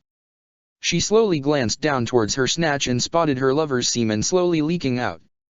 A sultry smile formed on her face as she lazily reached down with her fingers and scooped the spunk up. Staring into her lover's eyes, she immediately placed her fingers in her mouth, making sure to make a spectacle of her actions. Tsunade cleaned her cum-covered fingers clean before slowly pulling them out of her mouth with a low popping noise. You taste delicious as always, my king. Lemon and, fucking weirdos. Break. Naruto sat on his wooden throne with a relaxed expression. After his passionate session with his queen, he had been far more calmer and his anger was now at the back of his mind. It allowed him to think clearly about his future actions. He most certainly needed it too. Many things had happened and he had not allowed himself to compartmentalize everything. Kaguya. Tonari. The war with the major nations. Naruto narrowed his eyes as he leaned his head on his clenched fist. He proceeded to close his eyes whilst going over each of the topics in his head and how easily they could be solved. Kaguya was the first and most certainly the most difficult. Naruto could not actually release her. Just having the Rinnegan did not give him the power to free her from the moon, and she knew this as well. Which ultimately meant that she wanted him to reform the Juubi and become its Jinchuriki. That was actually the easy part of the entire plan. He had all of the Baijuyu and the Gadamazo as well. Placing each of the Baijuyu into the husk of the Juubi would not be a problem. Reviving Kaguya without physically destroying the moon was the difficult part. Naruto shook his head at the thought and decided to focus on a more feasible topic, for now. Tonari Otsutsuki. Naruto knew the man's weakness. Or his supposed weakness. Tonari had known of Hinata's kidnapping. That could potentially mean many things. The man could have some sort of foresight ability, spies/puppets, or he was able to just exist without being noticed. Naruto would take a page out of his queen's book. He was going to gamble. He would use Hinata to draw Tonari out in the open. There was also the possibility that Tonari would know he'd be walking into his demise. But he was an Otsutsuki. The way Kaguya spoke of her people alluded to them being a race full of arrogant beings. If Tonari believed himself to be above him, then it wouldn't matter. Naruto pondered the idea of using Hinata as bait for several minutes before shrugging carelessly. He was going to do it anyway. The war with the major nations. If Naruto was being honest, he didn't truly care about it anymore. Now that he knew the danger that the Otsutsukis presented, he was going to focus his full attention on them. It wouldn't take him much effort to topple the villages. A few clones at full power would do the job just fine. Naruto nodded his head slowly before slowly opening his eyes. He was silent for several seconds before turning towards his right and speaking. Genji. Bring me Gurren. I am going to avenge Retsu. The right hand of the king of Uzu stared at his leader for several seconds before smirking. Welcome back, Your Majesty. The man bowed lower than needed and disappeared to accomplish his task. The king of Uzu shook his head in annoyance and went back to resting on his throne. Several minutes passed by in silence before Naruto slowly opened his eyes. Gurren was kneeling in front of him while Genji stood beside her with his hand on his katana. The king of Uzu stared at them for several seconds before gesturing with his hand. Rise, Gurren. Your expertise is needed. The Shoton wielder slowly rose to her feet and stared at her master curiously. You need me to torture someone. Naruto slowly nodded his head before rising from his throne. Precisely. A malicious smirk formed on the woman's face as she bowed to her master. I am eager to display my talents, Naruto-sama. The king only nodded his head before glancing towards Genji. When Tsunade wakes, tell her we will be going back to Uzushiagakuer. Have Kaneki and Kiyo prepare for the trip. Kaneki is still recovering and I don't wish to push him too much. If Konan wishes to aid, then allow her to. Genji bowed to his king with a smile. Of course, Your Majesty. I will do so now. He disappeared in a burst of speed, leaving Gurren and Naruto alone. Naruto placed his hand on Gurren's shoulder and the two were engulfed in a yellow flash. The duo appeared in a large valley that Gurren only recognized due to the incredibly large statues. The Valley of the End. She turned towards Naruto with a curious gaze. The teen glanced at the woman before shrugging his shoulders. A clone appeared in a cloud of smoke before it instantly popped. Gurren had seen this multiple times from her master. He would create a clone with mental plans and have it immediately pop so that his other clones could carry out the task. And since every clone could use the Hiraishin, it made things incredibly efficient. Such a deadly ability coupled with another deadly ability. In short, Naruto was deadly. Seconds later a clone appeared in a yellow flash. Only this clone appeared with a woman who was strapped to a chair with her hands and feet bound together. The woman's mouth was gagged and she possessed a fearful expression. Her eyes were white and lacked pupils, clearly a Hyuga. Pretty little thing as well. A shame too. Gurren glanced towards her master with her arms crossed against her bust. And what did she do to draw your ire? She asked curiously. Naruto stomped his foot on the ground and a throne made of rock and earth formed behind him. He slowly sat down on the custom throne while resting his cheek against his fist. She is the reason that Retsu is dead. He stated simply. Gurren's lips parted at the statement as her eyes gazed towards the woman. Gurren's eyes analyzed the girl for what felt like hours before she narrowed her eyes. This girl was barely at the level of a jonin. She wouldn't have been able to even touch Retsu. Which meant that this went far deeper than that. The man that had appeared and fought Retsu was on the same field as someone like Naruto. How did this woman fit in with that man? Was she his lover or something? She is bait, Gurren. The man that killed Retsu has eyes for her. Naruto slowly closed his eyes as he continued. You will torture her. If Tonari truly does have eyes for this woman, then he will appear before us. If not, she dies. It matters little to me. Gurren stared at her master before a cruel smirk formed on her face. She proceeded to form a long crystal lance out of her arm before breaking it. Gurren began to twirl the weapon in her hand before slowly walking towards Hinata. Thank you, Naruto-sama, she practically purred. Naruto did not respond to Gurren, but he did slowly open his eyes. He gazed at the scene unfolding in front of him with little care. While he did not necessarily enjoy torture, he would not turn away from it. Gurren spun the crystal lance in her hand before abruptly jabbing it down onto Hinata's kneecap. The pale-eyed beauty released muffled screamed as her eyes clenched tightly. Gurren frowned in annoyance before she ripped the gag out of the woman's eyes. I prefer to hear my victims scream. Now. Scream for me again, little one.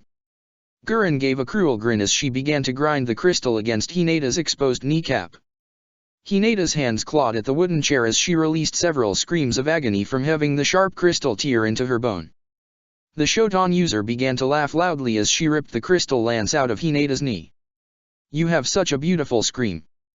I wish to hear more. The woman proceeded to unbutton her jacket, revealing several utensils specifically designed to torture subjects. Naruto raised an eyebrow in slight surprise at the action. So that's what she kept under her jacket. He knew that she carried something underneath it, but he had never bothered to ask. Gurren was troublesome. The Shodan user began to slowly place the utensils on the soil as Hinata began to cry softly. Gurren's gaze trailed towards Hinata before she spoke in a soothing tone. "Awf. Do not cry, little one. It will only hurt a lot. Be a dear and count backwards from 1,000. She proceeded to grab a large pair of pliers before crouching down in front of Hinata. "I recommend doing it in intervals of 7. It will help you retain your sanity." Naruto slowly stood up from his throne as he placed his hands into his pockets. "He is here." Several seconds passed by before a tremendous amount of chakra slammed into the clearing. A man seemed to just appear out of thin air, and his expression was one of quiet anger. The pale-skinned man stood completely still as his unique eyes stared into Naruto's own unique eyes. Uzumaki Naruto. Tonari's bluish-white pupils trailed towards Hinata's form as a heavy frown appeared on his face. "After I kill you, I will hunt down everyone and everything important to you." A pillar of green chakra slammed down onto Tonari's position, engulfing him in a cloak of pure green chakra. A chakra cloak not unlike Naruto's own cloak of chakra when he used Kurama's chakra. Wisps of green fire wafted off of Tonari's new form and his power skyrocketed. His skin tone shone a brilliant white, and he donned a single horn-like structure that emanated from his forehead. Naruto stared at the man for several seconds before slowly cracking his neck. He glanced at Gurren and Hinata before placing his hand atop Gurren's frozen form. The woman was engulfed in a yellow flash, and Naruto turned his attention back to Tonari. "You took something important away from me. I shall return the favor, Tonari." His words were cold and cut like the sharpest blade in the world. Tonari's eyes widened in shock as Naruto's hands wrapped around Hinata's neck. A sickening crack emitted from the girl's neck as her head was twisted almost completely 180 degrees. Naruto unceremoniously dropped the girl's corpse before kicking it away from his body with disgust. His face hardened in anger as his hands slowly retracted from his pockets. "Welcome to hell, Tonari Otsutsuki." Chapter 22, I'm not going anywhere. Uzumaki Naruto. Pale eyes that lacked pupils stared off into the never-ending void of colors and nothingness with a morose expression. Centuries upon centuries upon centuries. It had been so long since she had experienced intimacy. Words, actions, gestures. Tresses the color of snow shifted as the unique-looking woman tilted her head. The woman's frown began to deepen as her hands wrung through the silky material of her beautifully woven robe. She had never been a sentimental woman due to her upbringing and the values her people held, but she hadn't realized how much she missed just talking to someone. She had spent the first several centuries in her prison stewing in anger and screaming into the endless void because of her children's betrayal. Why hadn't they understood? Kaguya shook her head in disappointment as her eyes closed shut. It didn't matter anymore.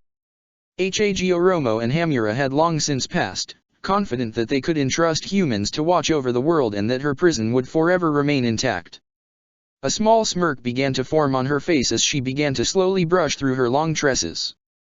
Vindication forming in her bosom as her thoughts strayed to the man who would eventually free her. Hagoromo had never truly suspected that a mere human would ever reach the power he had once displayed. What Naruto was accomplishing was amazing in itself. A descendant of her blood, yes, but a full mortal he certainly was. To have the power to rival some of her weaker relatives. And he had yet to even touch a Shinju fruit. Delightful. Kaguya slowly opened her eyes and shifted her gaze to the ground she sat atop of, and her smirk grew larger. A small, nearly unnoticeable crack rested directly in front of her position. It wasn't anything that was overly astonishing or even truly noteworthy, but she had been in this prison for thousands of years. Things did not change. This small crack had never been here. Ever. We shall be reunited once again, Uzumaki Naruto. Kaguya's eyes shifted as the veins around her eyes became more pronounced. Her white orbs glazed over as she stared into the void blankly. The earth weeps for my presence. With you at my side, the Otsutsukis will fall. One by one. I eagerly anticipate your next visit. Do not make me wait, for I long to be with you once more. The rabbit goddess' eyes slowly closed as her hands rested gingerly atop her lap. She tilted her head down and spoke softly. A queen requires the presence of her king. Break. Naruto's hands crossed against his chest as a pillar of golden chakra slammed down onto his position. The earth he stood on was instantly eviscerated due to his actions. A mountain of dust exploded out from his previous position, covering a large portion of the valley. The large cloud of smoke was blown away nearly a second later as Naruto's arm slashed through the air horizontally. A clean cut was physically cut through the dust as Naruto's form was revealed. Donned in the chakra of his Byakuya, Naruto slowly glanced down to his right hand and began to idly swing the black rod that appeared in his hand. The golden-cloaked teen expertly spun the black rod of chakra before slowly resting it against his shoulder whilst directing his attention to his opponent. Naruto stared at Tonari's frozen form and an annoyed frown appeared on his face. Had the man froze up just because of Hinata's death? TCH. You are pitiful. If you wish to die without truly putting up a fight, then inform me now. I have no desire to waste my time with weak-willed men. His tone was sharp and uncaring as he displayed how little Tonari's despair meant to him. Silence. The only thing that changed was Tonari's eyes becoming blank and unfocused. Naruto tapped his staff against his shoulder twice before glancing towards Hinata's deceased body. He stared at it for several seconds before slowly raising his left hand. A tiny, black orb began to form in his hand that caused the earth to shake gently. The small orb began to vibrate rapidly as Naruto's gaze shifted back to Tonari. Violet-ringed eyes stared into light bluish eyes. If you will not fight, I will make you. Naruto proceeded to release the black orb over Hinata's body. The unsuspecting object slowly hovered over Hinata's body for a second before it immediately latched onto the girl's corpse. Like a spring that had been coiled and released, it rocketed into the air with the girl's body. Moving so fast that trailing after it was slightly difficult. The orb continued to climb and climb and climb until Hinata's body became little more than a speck in the sky. But once it stopped, the world began to shake violently as a tremendous force rocked the very foundation of the elemental nations. The earth screamed and lurched for several seconds before monumental pieces of rock began to rip out from their confines, reshaping the entire landscape. Naruto placed his hands together in a praying motion as he channeled his chakra. His cloak flared out behind him as he exerted his will on the elemental nations. Hundreds upon hundreds of large pieces of debris and earth began to rapidly shoot into the sky towards the black orb that Naruto released. Tonari's eyes slowly gazed up at the massive construct of earth that showed no signs of stopping, and an expression of rage began to slowly surface on his face. You. I'll kill you. Tonari's form was a blur as he sped towards Naruto's position, destroying the earth he had previously stood upon just from moving. Naruto's Rinnegan pulsed as a powerful shockwave emanated from his position. Tonari had not made it more than 10 feet from his original position before being blasted back by an unseen force. The Otsutsuki rocketed through the earth as his body skipped across the uneven and destroyed landscape several times. He crashed through multiple boulders on his journey and flipped several times on the ground before eventually slamming into a giant mountain several hundred meters away. The blonde Jinhuriki glanced towards the gigantic satellite of rock he created before slowly returning his gaze back to Tonari's position. He picked his staff up from off the ground before proceeding to twirl it through his fingers. He continued the action for several seconds before rearing his right arm back as far as he could. Once he was satisfied with the length he had achieved, he immediately launched the spear towards Tonari's position. The spear was thrown with such force that it broke the sound barrier multiple times.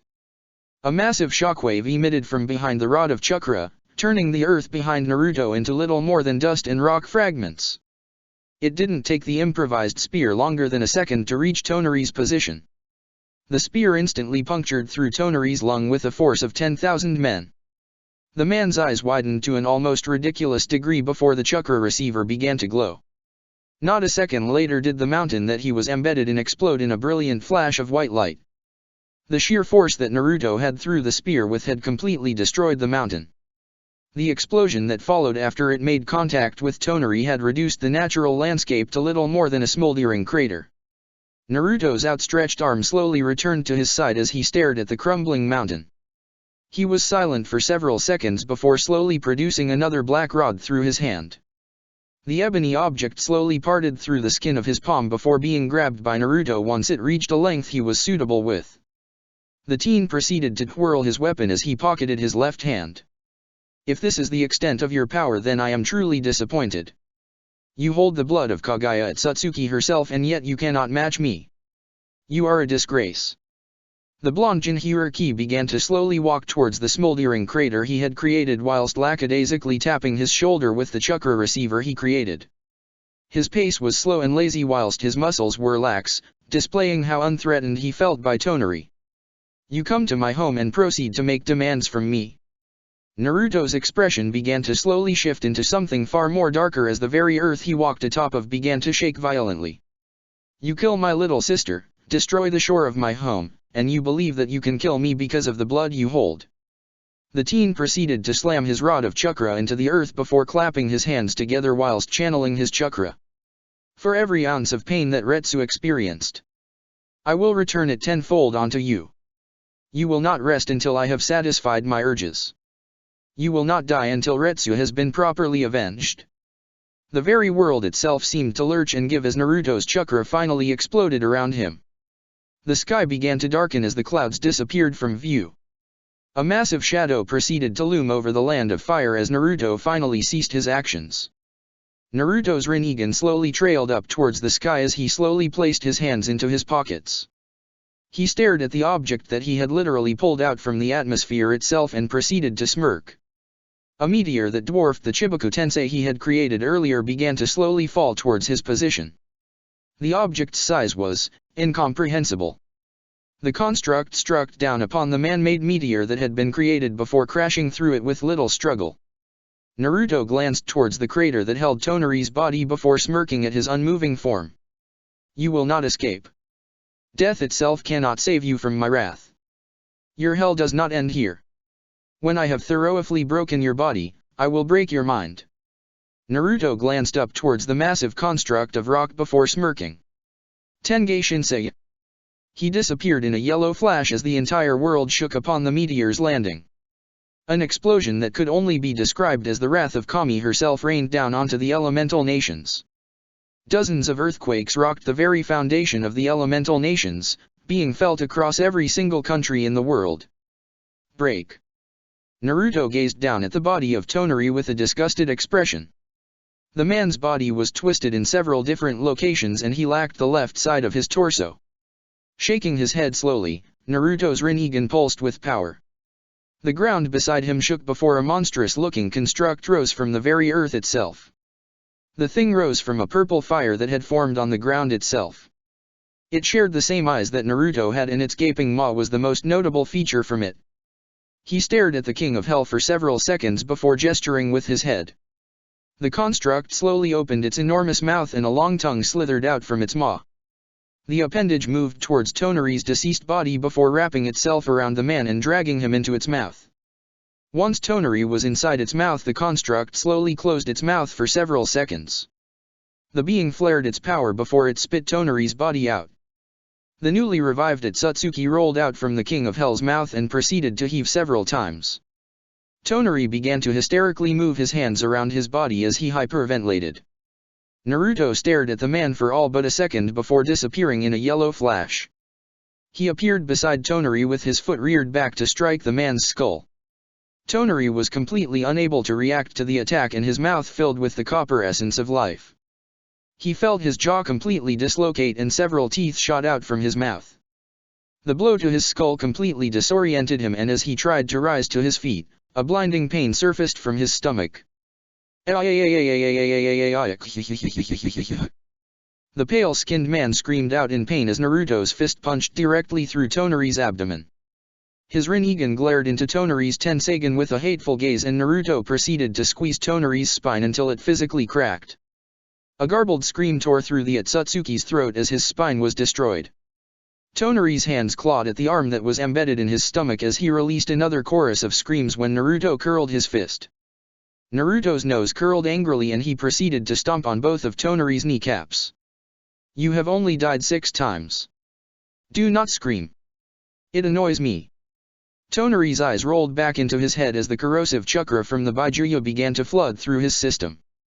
A liquid fire that couldn't be tampered boiled his very veins and he teetered on the edge of consciousness. Naruto raised his idle hand before reaching towards Tonari's face and prying open his mouth. I told you to be quiet.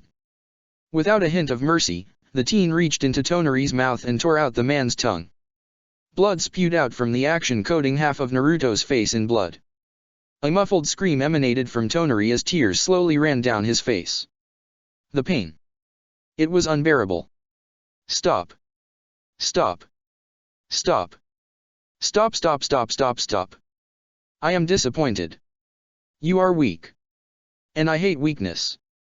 Naruto's cold voice cut through Tonari's hearing and the man released a muffled whimper of pain. Naruto tore his hand out of Tonari's stomach before raising his foot in the air above Tonari's skull. The last thing Tonari saw was a black boot rapidly descending towards his face. Break. You work fast, Uzumaki Naruto. The rabbit goddess glanced down in front of her and her smirk grew in size. The small, nearly unnoticeable crack in the endless void was now incredibly prominent. It had increased in size and was slowly splitting the ground she sat on. With every second that passed by, the crack extended its length and size. Delightful. Kagaya's hand gingerly stroked the large crack in the ground as she smiled beautifully. Soon, my love. I shall return. Together. We will be invincible. Her pale orb slowly traveled to her right and her beautiful smile shifted. She took Naruto's bloody form in for a brief moment before slowly rising to her feet. Her successor stood with one of his hands in the confines of his pockets. He was absolutely drenched in blood, covered from head to toe with splotches around his face and in his sun-kissed hair. The copper substance was still fresh as it dripped onto the ground of her prison. A coy smile formed on her face as her pale orbs traveled towards his right hand. Satisfaction and vindication bloomed in her bosom as she took in the decapitated head of Tonari Otsutsuki. Hamura's descendant. The horned goddess returned her gaze to Naruto before speaking. Crimson suits you. Naruto stared into the goddess' eyes for several seconds before narrowing his eyes. I cannot free you without collapsing the moon. How do you expect me to do so? Kagaya turned her body away from the boy and slowly walked around his form. She practically glided across the ground as her voice resounded through the endless void. You are intelligent, Naruto. I do not need to explain this to you. Naruto's nose curled in annoyance as his eyes followed after her form. Her long tresses trailed atop the floor of her prison and he resisted the urge to frown. I already know about the Juobi. He stated simply, as if that statement was all the explanation he needed. The rabbit goddess did not stop moving as she responded to the Jinchuriki. Then you know what must be done. Naruto released an annoyed sigh as Kagaya's smile grew in size. Becoming the Juobi Jinchuriki was already a part of my plans. Well, now so more than before. He ignored Kagaya's divine chuckle and continued. You are avoiding what I truly wish to know. Naruto's left hand gripped the woman's pristine robe, dirtying it with the essence of life and halting the woman from moving. Kagaya came to a stop as she slowly shifted her body towards the teen. Why? The goddess was silent as her gaze penetrated Naruto's Rinnegan. The two powerful beings continued to stare at one another before Kagaya eventually smiled. Because you will not like it. And if you do not like it then I will not be unsealed. Naruto did not release his hold on the woman and continued to stare into her pale eyes. Then find an alternative. He practically demanded. Kagaya's eyebrow rose in slight amusement as she stepped closer to the teen. Her dainty hands came to rest on the boy's face as she closed the distance between them. Her nose grazed his own as her breath tickled his lips. You demand things from me despite understanding the vast gap between us. You are a brazen man, Uzumaki Naruto. Is it hubris or confidence? A deep-seated fear you have yet to overcome, mayhaps. Naruto stared into the woman's eyes, not backing down in the slightest. Arrogance is for weak-minded men and I know no fear. Kagaya's smile grew in size as her gaze became half-lidded.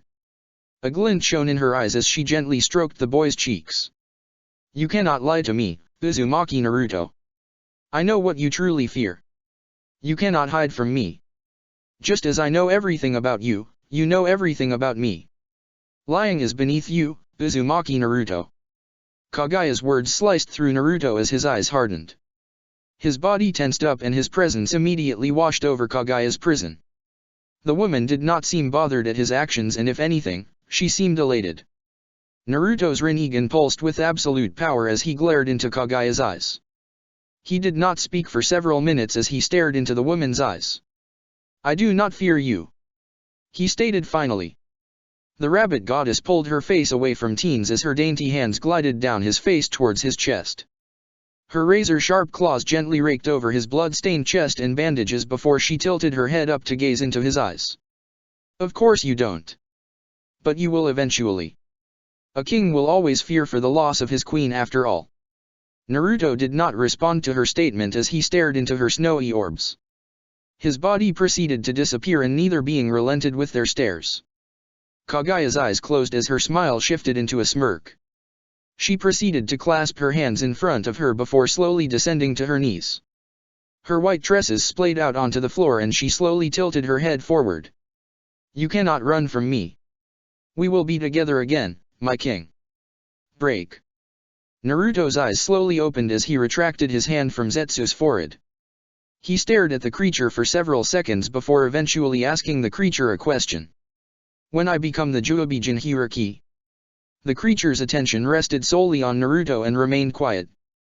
"Releasing Kagaya directly from the moon will be impossible. I will not jeopardize the planet's ecosystem." Zetsu remained silent, still listening. Naruto gestured with his free hand as he spoke. "Is there an alternative to freeing her?" The son of Kagaya did not speak for several minutes as its unique gaze bore into Naruto's. After what felt like an hour, it finally spoke. "There are two alternatives." It trailed off silently as it stared into Naruto's Rinnegan. "The first method is recreating a Shinju fruit from scratch." Naruto stared at Zetsu with an annoyed gaze. "Recreating a Shinju fruit? Do you take me for a fool?" he questioned sharply. Zetsu's voice rose an octave higher as it displayed its anger. "You know nothing about the Shinju tree. You little wretch. I am a part of Mother. I know what I'm talking about, you useless cur." Naruto scoffed in annoyance as he replied. "Your mother's revival depends on my cooperation. You are the one who is useless." He ignored the creature's venomous stare and continued to speak. "How would I even recreate a Shinju fruit? You would need to reform the Juubi and grow it," Zetsu explained as if speaking with a child. Naruto rolled his eyes before shaking his head. "And the other?" he asked. The creature was quiet before releasing an annoyed huff. "You would need to use a catalyst. A human one. Using the Sage of Six Paths chakra you attain from being the Juubi Jinhiriki, you would need to channel that chakra through a human conduit. In order to bring her back, I myself would need to bond with the individual and be the battery, so to speak." Naruto was silent for several minutes before shaking his head with a sigh. "And which method is easier?" "It is not a matter of which method is easier than the other. Which is more faster is what you should be asking, cur." Naruto did not bother reacting to the creature's insult and only rolled his index finger, indicating to Zetsu to keep talking. "The faster method would be to do the latter over the former. Regrowing the Shinju tree would take time. Time you may or may not have, considering what happened with Tonari at Satsuki." Naruto was quiet for several minutes as he slowly contemplated what Zetsu had said. He gestured with his hand before questioning the creature. "Any human?" The will of Kagaya shook its head as it spoke harshly. "Not just any plain human can do this. You little mongrel." It scoffed in annoyance before continuing. "An individual of immense power who holds the blood of the Otsutsuki lineage." Naruto sat completely still at the answer for several minutes before his left hand clenched in anger. The Otsutsuki direct lineage was the Senju and the Uchiha. Naruto stood up from his crouched position before dropping Tonari's head with little care. His face shifted through a myriad of emotions before settling on anger and frustration. "Surely there is a better way. There are no Uchihas left," he explained angrily. Zetsu released a sinister chuckle and placed his body on the red barrier seal. His unique eyes pierced Naruto as he spoke cruelly. "But there is a Senju." Naruto growled angrily as he stared into Zetsu's eyes. "I would sooner revive Madara Uchiha with no control over him." Zetsu shook his head with a malicious chuckle before responding.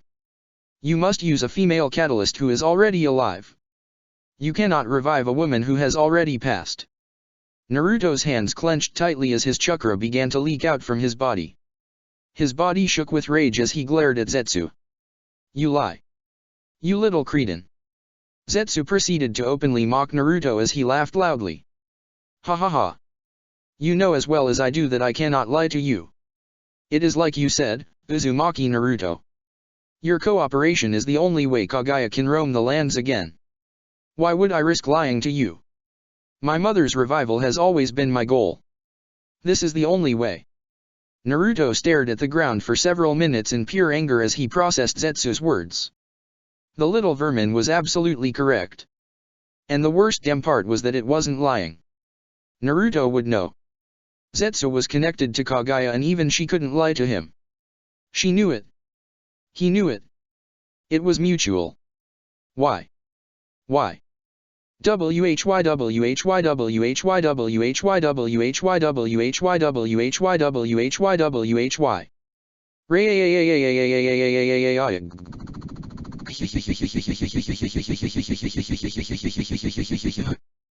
Break. A malevolent presence washed over the small village that held the Uzumakis, smothering it and threatening to choke the life out of its inhabitants. Several minutes passed by in silence as the entirety of the hidden village began to make their way towards the entrance of the village. Each Uzumaki member knew the presence of their king when they sensed it. And right now, he was angry. The queen was the first one leading the way, followed by the royal guard with Gurren and Konan following after them. Tsunade's face was hardened as she took in the form of her lover. Her blood-coated lover. Her blood-coated lover that was furious. Her honey-brown eyes strayed towards the decapitated head that he held in his right hand and took note of the unique-looking eyes and pale skin. A small sigh of relief left her as she continued moving towards her lover. When Genji had informed her that Naruto was going to hunt the man who had killed Retsu, she had been slightly worried. And it only further increased when the entire world was bathed in the chakra of her lover. Two massive meteors had formed in the sky and there was no way anyone in the elemental nations hadn't seen the damn things. The destructive force from the attack's landing could be felt all the way here in Kirigakure. It was ridiculous. Before Tsunade could reach Naruto, the boy proceeded to toss the decapitated head of Tonari at Satsuki towards the Uzumakis. The head bounced several times across the ground before tapering off into a roll. It rolled several feet further before coming to a complete stop with the man's face facing the sky. Naruto's enraged expression did not shift in the slightest as he slowly pocketed his hands and spoke to his people. Retsu's killer is now dead. He stated plainly. We are leaving. Get your things together. Now. He demanded sharply. The Uzumaki members proceeded to do as they were told. Many groups and parties hustling towards their temporary homes to seal away their belongings.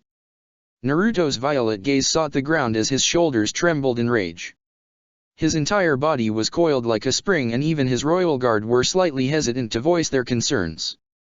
Naruto-kun. Tsunade questioned softly. Is everything okay? The Busta woman slowly made her way towards her lover who had yet to raise his gaze from the ground. He did not respond nor did he look up to meet her concerned gaze. Now Tsunade was starting to worry. What had happened? He had killed Retsu's killer. Why was he still so angry? Upon reaching her lover, she slowly placed her hands on his cheeks and almost recoiled at the sheer heat emanating off his body. A heavy frown formed on her face as she slowly tilted his head so she could gaze into his eyes. Talk to me, Naruto. What's wrong? What's wrong? What's wrong? Everything. If he didn't revive Kaguya, then the entire race of the Atsutsukis would come crashing down onto the elemental nations. If he did revive Kaguya, then Tsunade wouldn't fucking exist anymore. He couldn't even revive her normally because if he did reform the Shinju tree, then he would just alert the damn Atsutsukis faster. Their race was drawn to the fruits of the trees and the only reason they had yet to come here was because Kaguya had already eaten it. It didn't fucking help that Kaguya had been sent here specifically to harvest the Shinju fruit. Her people were most likely searching for her signature. In short, everything was wrong. The rage threatened to consume his entire being as he continued to contemplate what he could do. This feeling of helplessness. Why? Was this his karma finally crashing down onto him? He just wanted to. Tsunade's delicate lips made contact with his own as the woman's scent invaded his nostrils. Her arms wrapped around the boy's neck as she pulled their bodies together. The two lovers remained attached for several seconds before Tsunade slowly pulled away. Her honey brown eyes stared into his own as she expressed her concern to him. "Naruto-kun. Talk to me. Please." Her dainty hands softly stroked his whisker marks before she leaned her head against his chest. "I cannot help you if you don't allow me to. Please." The teen closed his eyes for several long seconds before gently grasping his lover's hands and taking them off his face. A gesture Tsunade had never received from the boy. "Inuzu," he replied shortly before walking away from the woman to be alone. Tsunade watched the boy walk away from the village with a heavy frown. Her fingers curled in frustration and she refused to act out on her anger. Something was horribly wrong. "Genji," Tsunade spoke through gritted teeth. "Go after him. Find out what's wrong. I know you two speak about things he'd never tell me." The blonde woman glanced behind her towards her lover's right hand and she glared directly into his single violet orb. "Go. Now." The sword wielder nodded his head and made his way towards his leader with haste. Passing by the queen, he warned her softly. "There is a reason these things are not told to you. What you find is not what you will want, your grace." After saying his piece, the man disappeared in a burst of speed towards his king. Tsunade's eyes narrowed for several moments before she turned around to face the remaining royal guard in Gurren and Konan. "Aid the people with what they need," she demanded simply. The Busta woman walked past the group and made her way towards the temporary throne room while exuding an air of anger. "Break." Genji quietly fingered the hilt of his katana as he spotted his king sitting atop a rather large cliff. The teen had one of his knees propped against his chest while his other leg dangled off the edge. Genji was silent for several moments before slowly making his way towards his king. He slowly stepped beside his king and stared out into the vast forest below him.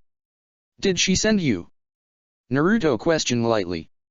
Genji ran his hand down the sheath of his blade before nodding. "Yes, your majesty." She wished to know what was wrong. The blonde Jinhuriki did not respond to the statement and continued to stare down at the large forest below him. Both men said nothing to one another for several minutes.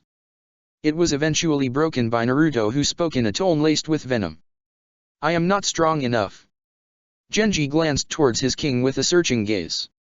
Normally he would have made a quip about the boy's statement, but the man that killed Retsu. Genji spoke softly. "There are more like him, isn't there?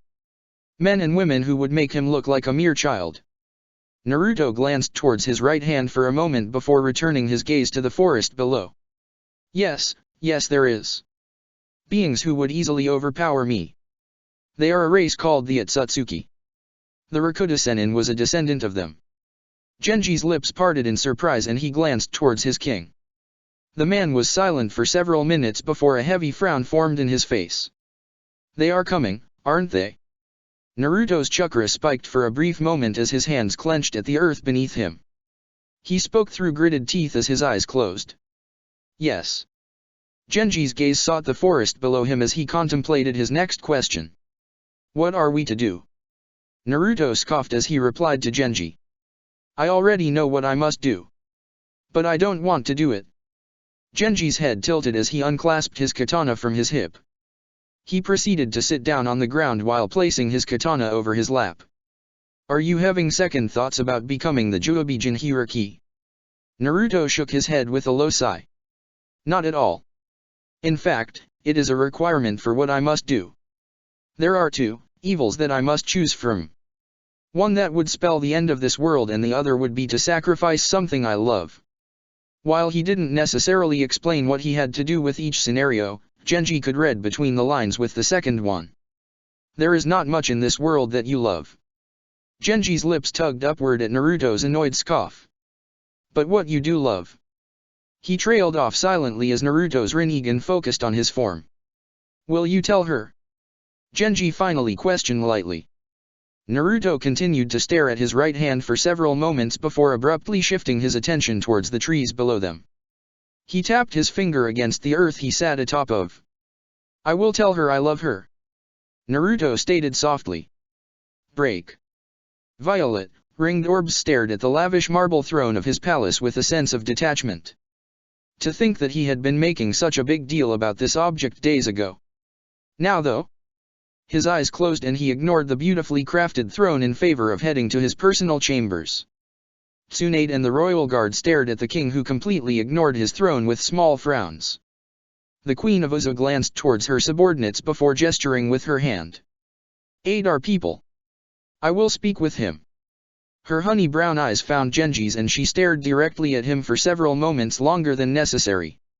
After a minute of silence, the woman turned away from the sword wielder and slowly trailed after her lover. Tsunade made her through the lavish marble hallways.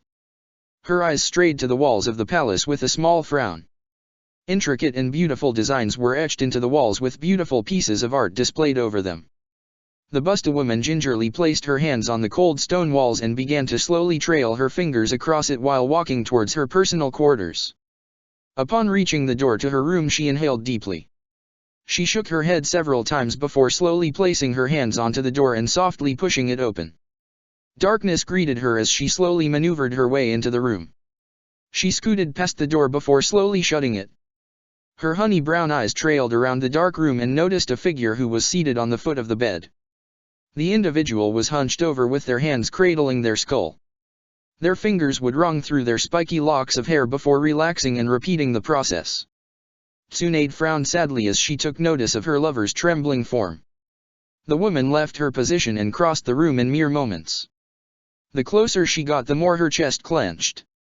Tsunade could hear the sound of muffled sobs emanating from Naruto, and she immediately rushed towards the boy. Her arms wrapped around the boy and she bent at the knee to allow the boy to rest his head against her bust. The second she had wrapped her arms around him did he immediately return the gesture. Her gray kimono grew wet with tears and Tsunade's beautiful eyes softened. She could tell that he was trying desperately to hold back the sobs that wished to release. Her dainty hands ran soft, gentle circles over the boy's back. The hold he had on the woman tightened immensely and Tsunade leaned her head down and rested it atop the boy's crown. "I'm here, Naruto. I'm here," she whispered softly. "I'm not going anywhere." A strangled sob tore through the boy's throat as his hold on the woman tightened even more. So much so that Tsunade lightly grimaced but ignored it in favor of comforting her lover. Tsunade had no idea how wrong she truly was when speaking those words. Chapter 23, The Revival of a Goddess. Tsunade rested against the railing of her balcony as she gazed over the many buildings in Uzu. Her honey brown eyes were slightly unfocused and she carried an aura of sadness and helplessness. It had been almost 2 weeks since Naruto had broken down in her arms, crying and apologizing profusely. He had not explained why he was apologizing to her and Tsunade did not push him to do so. Quite frankly, she was scared of what she would discover should she push him to speak about it. Naruto rarely ever showed such vulnerability, and whenever he did, it was because something affected him on a personal level and he could do nothing about it. She had comforted him for hours, whispering sweet nothings and conveying the love she held for him. If anything, it only made the entire situation worse. One could begin to assume that Naruto had laid with another woman. But Tsunade dismissed those ideas as soon as they surfaced. Naruto was obsessively loyal, and while he appreciated the beauty of women, he was not that kind of man. Naruto was devoted to her. On a level that most people would never understand. Naruto was not a filthy man and she would never accuse him of cheating on her. Something else was affecting him and he had reverted back to the person he had been before meeting her. It pained her so heavily to know that she was unable to provide the comfort and stability she once used to. Naruto would just sit on his throne for the entire day, completely still and unmoving. Almost like a statue. He'd remain completely silent with an unfocused gaze and ignored every individual who tried speaking with him. Herself included. He would only ever get up from his throne to eat and bathe, and once finished he would return to sit upon his throne. 2 weeks. 2 agonizing weeks. Tsunade did not know how much more she could take. She was running out of solutions. Nothing worked. It was physically eating at her. Did she do something wrong? A painful feeling emanated from her breast as her eyes narrowed in sadness. Was she not enough for him anymore? Her eyes grew wet with unshed tears as her body trembled. The cold hands of sorrow began to wrap around her form, threatening to squeeze the life out of her. Was she Tsunade's train of thought was interrupted as the door to her personal quarters was opened. In the doorway stood the very man that her thoughts were focused on. There was something off about him. But for the life of her she couldn't nail it down. His violet gaze found hers, and when they did she could have sworn her heart skipped a beat. The sheer emotion emitting from those eyes of his. A feeling of warmth and comfort settled in the room, ruthlessly squashing the previous depressing aura that had encased itself around Tsunade. A tear slowly slid down her cheek as her lover closed the distance between them in seconds. His rough and coarse hands gently stroked her cheeks before wiping away the tears threatening to fall from her eyes. He said nothing. She did not ponder the oddity of him remaining quiet and chose to bask in his love. The way his hands roamed across her body, memorizing each and every curve. Before she knew it, his lips were upon hers as their tongues fought for dominance. A familiar sense of comfort rested deep within her bosom as his hands expertly glided across her body. He paid attention to every little thing, taking great care in making sure that she knew she was safe in his arms. Her eyes opened, and when she stared into those beautiful violet-ringed orbs of his, she noticed that they possessed black tomos encircling the rings. 10 of them to be exact. 5 in each eye. She was not able to question this particular change due to the boy's mouth attaching to her neck. A blissful sigh of pleasure escaped her mouth as the boy's hands began to travel south, down to her hips and slowly moving towards the valley of her pelvis. Tsunade would have certainly questioned the oddity of this entire situation had it not been for the hazy fog of pleasure overriding her senses. His hands. His lips. His fingers. His scent. It drove her mad. She yearned for his touch. Gentle or rough, it didn't matter. She had missed this sensation in its entirety.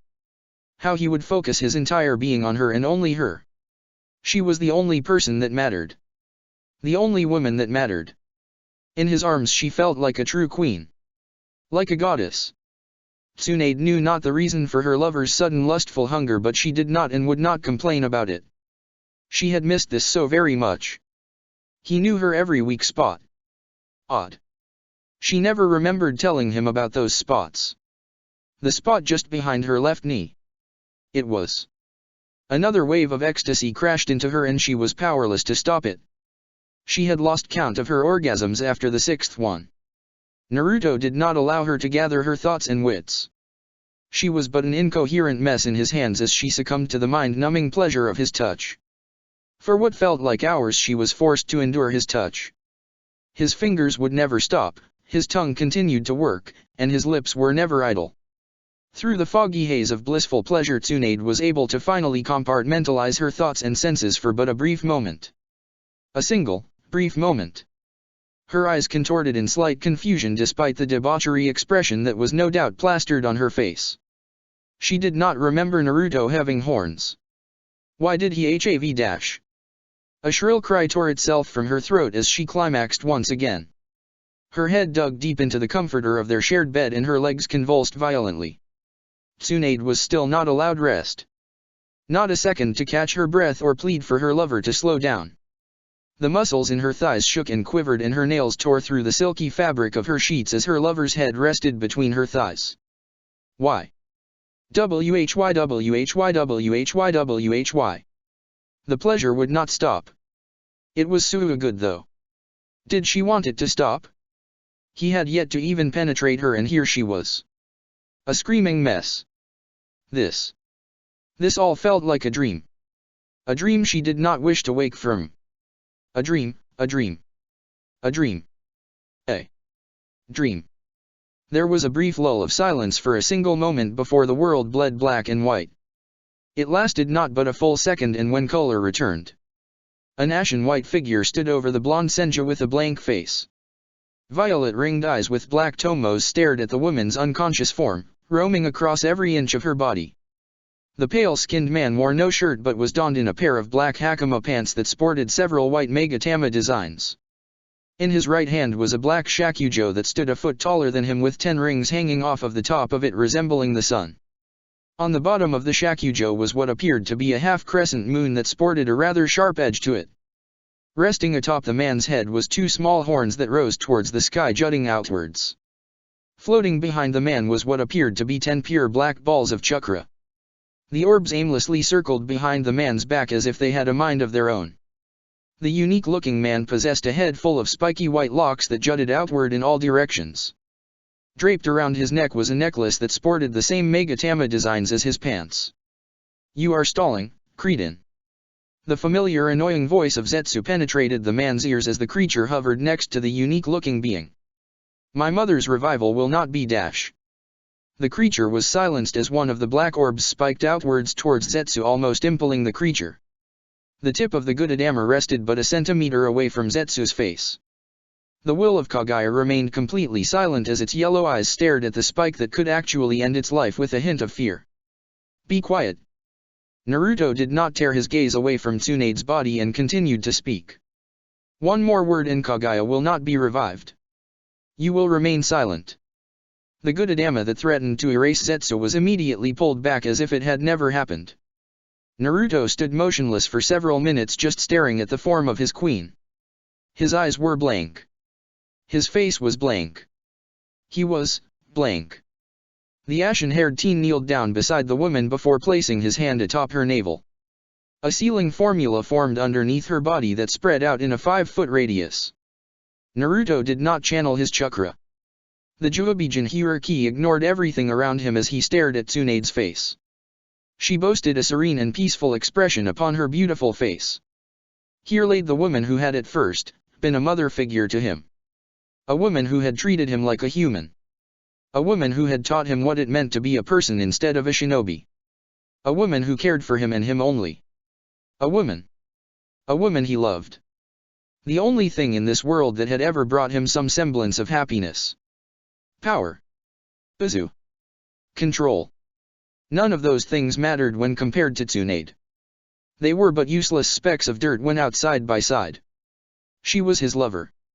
She was his queen. She was his. Black chakra began to coalesce from Naruto's hand and it slowly spread across the woman's body, covering her in the chakra of the Sage of Six Paths. She did not physically change, nor did she wake from her induced slumber. She remained asleep and unresponsive as the chakra covered her like a skin-tight suit. Naruto's eyes slowly trailed behind him as he spotted Zetsu. The teen did not turn his head, nor did he give any indications away that would oust him out.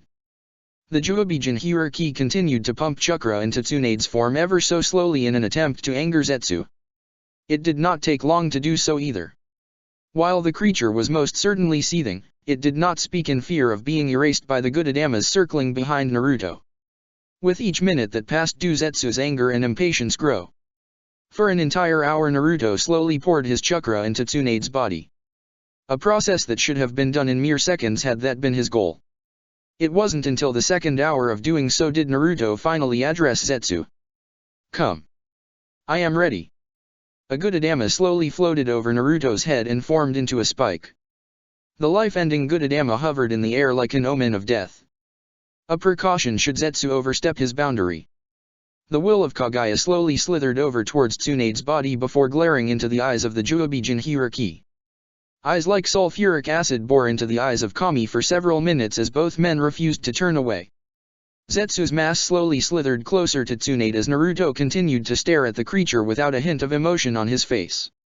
Naruto did not bother removing his hand from Tsunade's stomach as Zetsu was but an inch away from the woman's body. An inch. A single inch was all that separated Zetsu from reuniting with his mother. "Remove your hand," Zetsu demanded with a glare. The Juobijin hierarchy tilted his head before shaking his head. "No. Do as I say or Kaguya does not come back." A tense silence settled into the room as both beings stared at one another before Zetsu spoke. "It will not dash." The creature was interrupted from continuing as the Gudadama resting above Naruto's head traveled forward in the blink of an eye. It rested but a centimeter away from Zetsu's head and did not move. "Lie again and I will end you," Naruto stated simply. "You have one more time to disobey an order from me and Kaguya will remain forever trapped in the moon. You will cease to exist in this world and I care not either way. The world can burn for all I care." Another minute passed by intense silence before Zetsu finally acquiesced to Naruto's demands. The creature watched Naruto with a wary eye as it slithered closer and closer to Tsunade's body. Time slowed down to a crawl as the creature was but a centimeter away from Tsunade. A cruel smirk formed on Naruto's face. A sadistic, cruel, vengeful smirk. Tsunade's body was engulfed in a golden flash, and in her place laid a woman with crimson hair and violet eyes. Before Zetsu could even comprehend the action that Naruto committed, golden chains sprang out from the woman's lower back, ensnaring and pulling the creature's body towards the woman. Zetsu released a startled scream at the same time as the sealing formula below the woman flashed a brilliant white. Naruto's hand immediately made contact with the crimson-haired woman's navel, and the chakra that had previously been channeling into Tsunade flushed into the Uzumaki's system all at once. Zetsu released a bowl of pure unadulterated anger as his yellow eyes glared into Naruto's Rinnegan with pure hate. "You little mongrel! Cretin! Cur! You believe you can get away with this? I will kill you and all that is important to you. Kaguya will wipe out everything you love. You puny mortal!" Naruto stared at the creature for a single second before slowly rising to his feet. Thousands upon thousands of years planning, plotting, scheming. Only to get outwitted by a teenager. Naruto slowly craned his head towards the heavens as he continued. "You believed that you could manipulate my emotions like you did with Indra. Madara.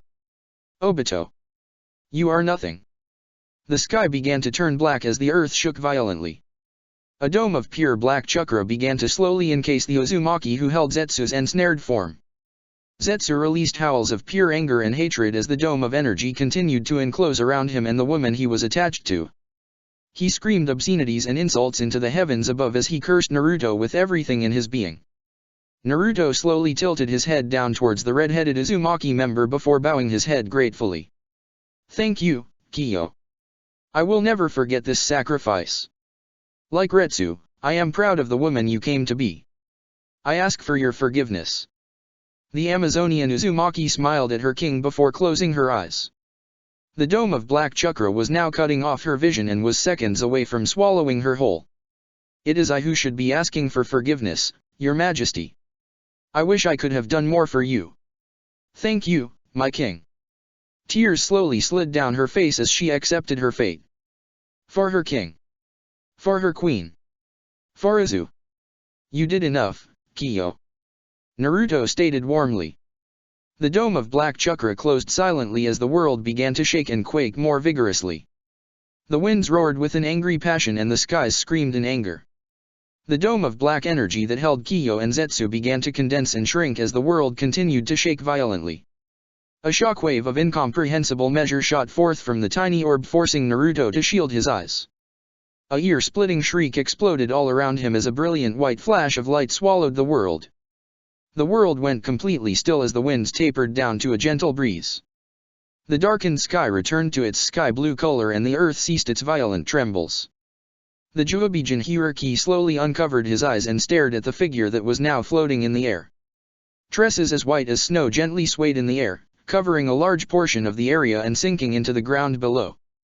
The woman was garbed in a high-collared hime kimono that sported black tomos running down the center with the edges of the gown adorned with intricate gold and purple lines. The goddess slowly opened her eyes before blinking slowly. She stood motionless for several seconds before slowly tilting her head down. Her white orbs gazed at Naruto for all but a second before she slowly floated towards him. The goddess of chakra reached the sage of six paths and stood before him, staring into his eyes. The goddess stood a whole head shorter than the man. "It was not my intention for you to sacrifice what you love most." Kaguya's head tilted as her hands traced the boy's chest, stroking the Megatama necklace he wore around his neck. Zetsu's fanatical devotion almost ruined everything. Naruto's eyes trailed down the woman's face before he spoke quietly. "My queen is the only reason I still live today." If Kaguya was affected by the boy's words, then she did little to show it. Her pale orbs continued to gaze into the boy's Rinnegan as her claw-like nails stroked his chest. "I played the role of a concubine before. I can do so again." A coy smirk danced on the goddess' face as she pulled her body flush to his. "Your queen is not immortal, Uzumaki Naruto." A small frown tugged at Naruto's features as he closed his eyes. Kaguya was not wrong. Tsunade would never live to the age he would. While he could certainly continue to revive her at her prime with his power, it would be selfish and inconsiderate to do so. Unless she was completely fine with it. but there was always the possibility that Tsunade would wish to eventually rest. Was it wrong to be selfish? To wish she'd never leave him? There is nothing wrong with being selfish, Uzumaki Naruto. Kaguya pulled away from the teen and began to walk away from him. Her tresses gently glided across the ground as she continued. Everyone is allowed to be selfish at some point or another. Naruto watched her movements with a keen eye before shaking his head and turning his attention towards the sky. When do you suspect them to make an appearance? A small smirk formed on the woman's face as she circled around his form. A few years. I'm sure that they have caught wind of me now. A dark glint appeared in her eyes as she stroked the boy's left arm. When they arrive, they will die. Naruto glanced at the rabbit goddess before nodding his head. He was silent for a scant few moments before speaking quietly. Tsunade will not approve of you. What you feel for me is little more than hero worship, Kaguya. Kaguya turned her head towards the boy as a beautiful smile formed on her face. I have been in isolation for several millennia. Hundreds of centuries. Alone. The woman's arms encircled his form from behind as she rested her horned head against his back. Can you imagine what it must feel like to give up on hope? To wallow in the anger and despair of your past failures. Thousands and thousands of years. And then one day, an individual who understands you down to your very core appears before you and promises everything that you've ever wanted. You do not truly understand that feeling, Uzumaki Naruto. I have waited thousands of years to be freed. To be understood. To be loved. I can wait a little longer, Uzumaki Naruto. Naruto said nothing in response as he and Kaguya were engulfed in a golden light. Break. The two beings appeared in Uzu just outside of Naruto's personal quarters. It did not take but a single second for Genji to appear within his line of sight with his sword drawn and his body tense. Naruto stared at his right hand for a few seconds before sighing quietly. You are still annoying and will forever be annoying, Genji. The sword-wielding Uzumaki sheathed his blade with a heavy sigh as he wiped his brow. You gave me a heart attack, Your Majesty. You know that I have a weak heart. Naruto shook his head before glancing towards Kaguya, who was staring at Genji with a curious gaze. Our progenitor walks again. He gestured towards Kaguya briefly before opening the door to his personal chambers and walking inside. Kaguya stared into Genji's violet eyes before narrowing her own. Peculiar. You are not actually human. A wayward spirit. Interesting. She immediately turned away from the man without another word before following Naruto his room and closing the door behind her. Kaguya stood at the entrance of the room as she spotted Naruto tending to Tsunade's unconscious form. His hand was gently stroking through her blonde tresses and he possessed a gentle expression on his face. Tsunade's body began to slowly stir as her face scrunched up. The woman unknowingly leaned into her lover's touch and yawned quietly. Her hands began to rub her eyes before they slowly opened. Honey brown orbs met pale white and time stopped as Tsunade and Kaguya gazed at one another. Who are you? Check the description for the links to the author.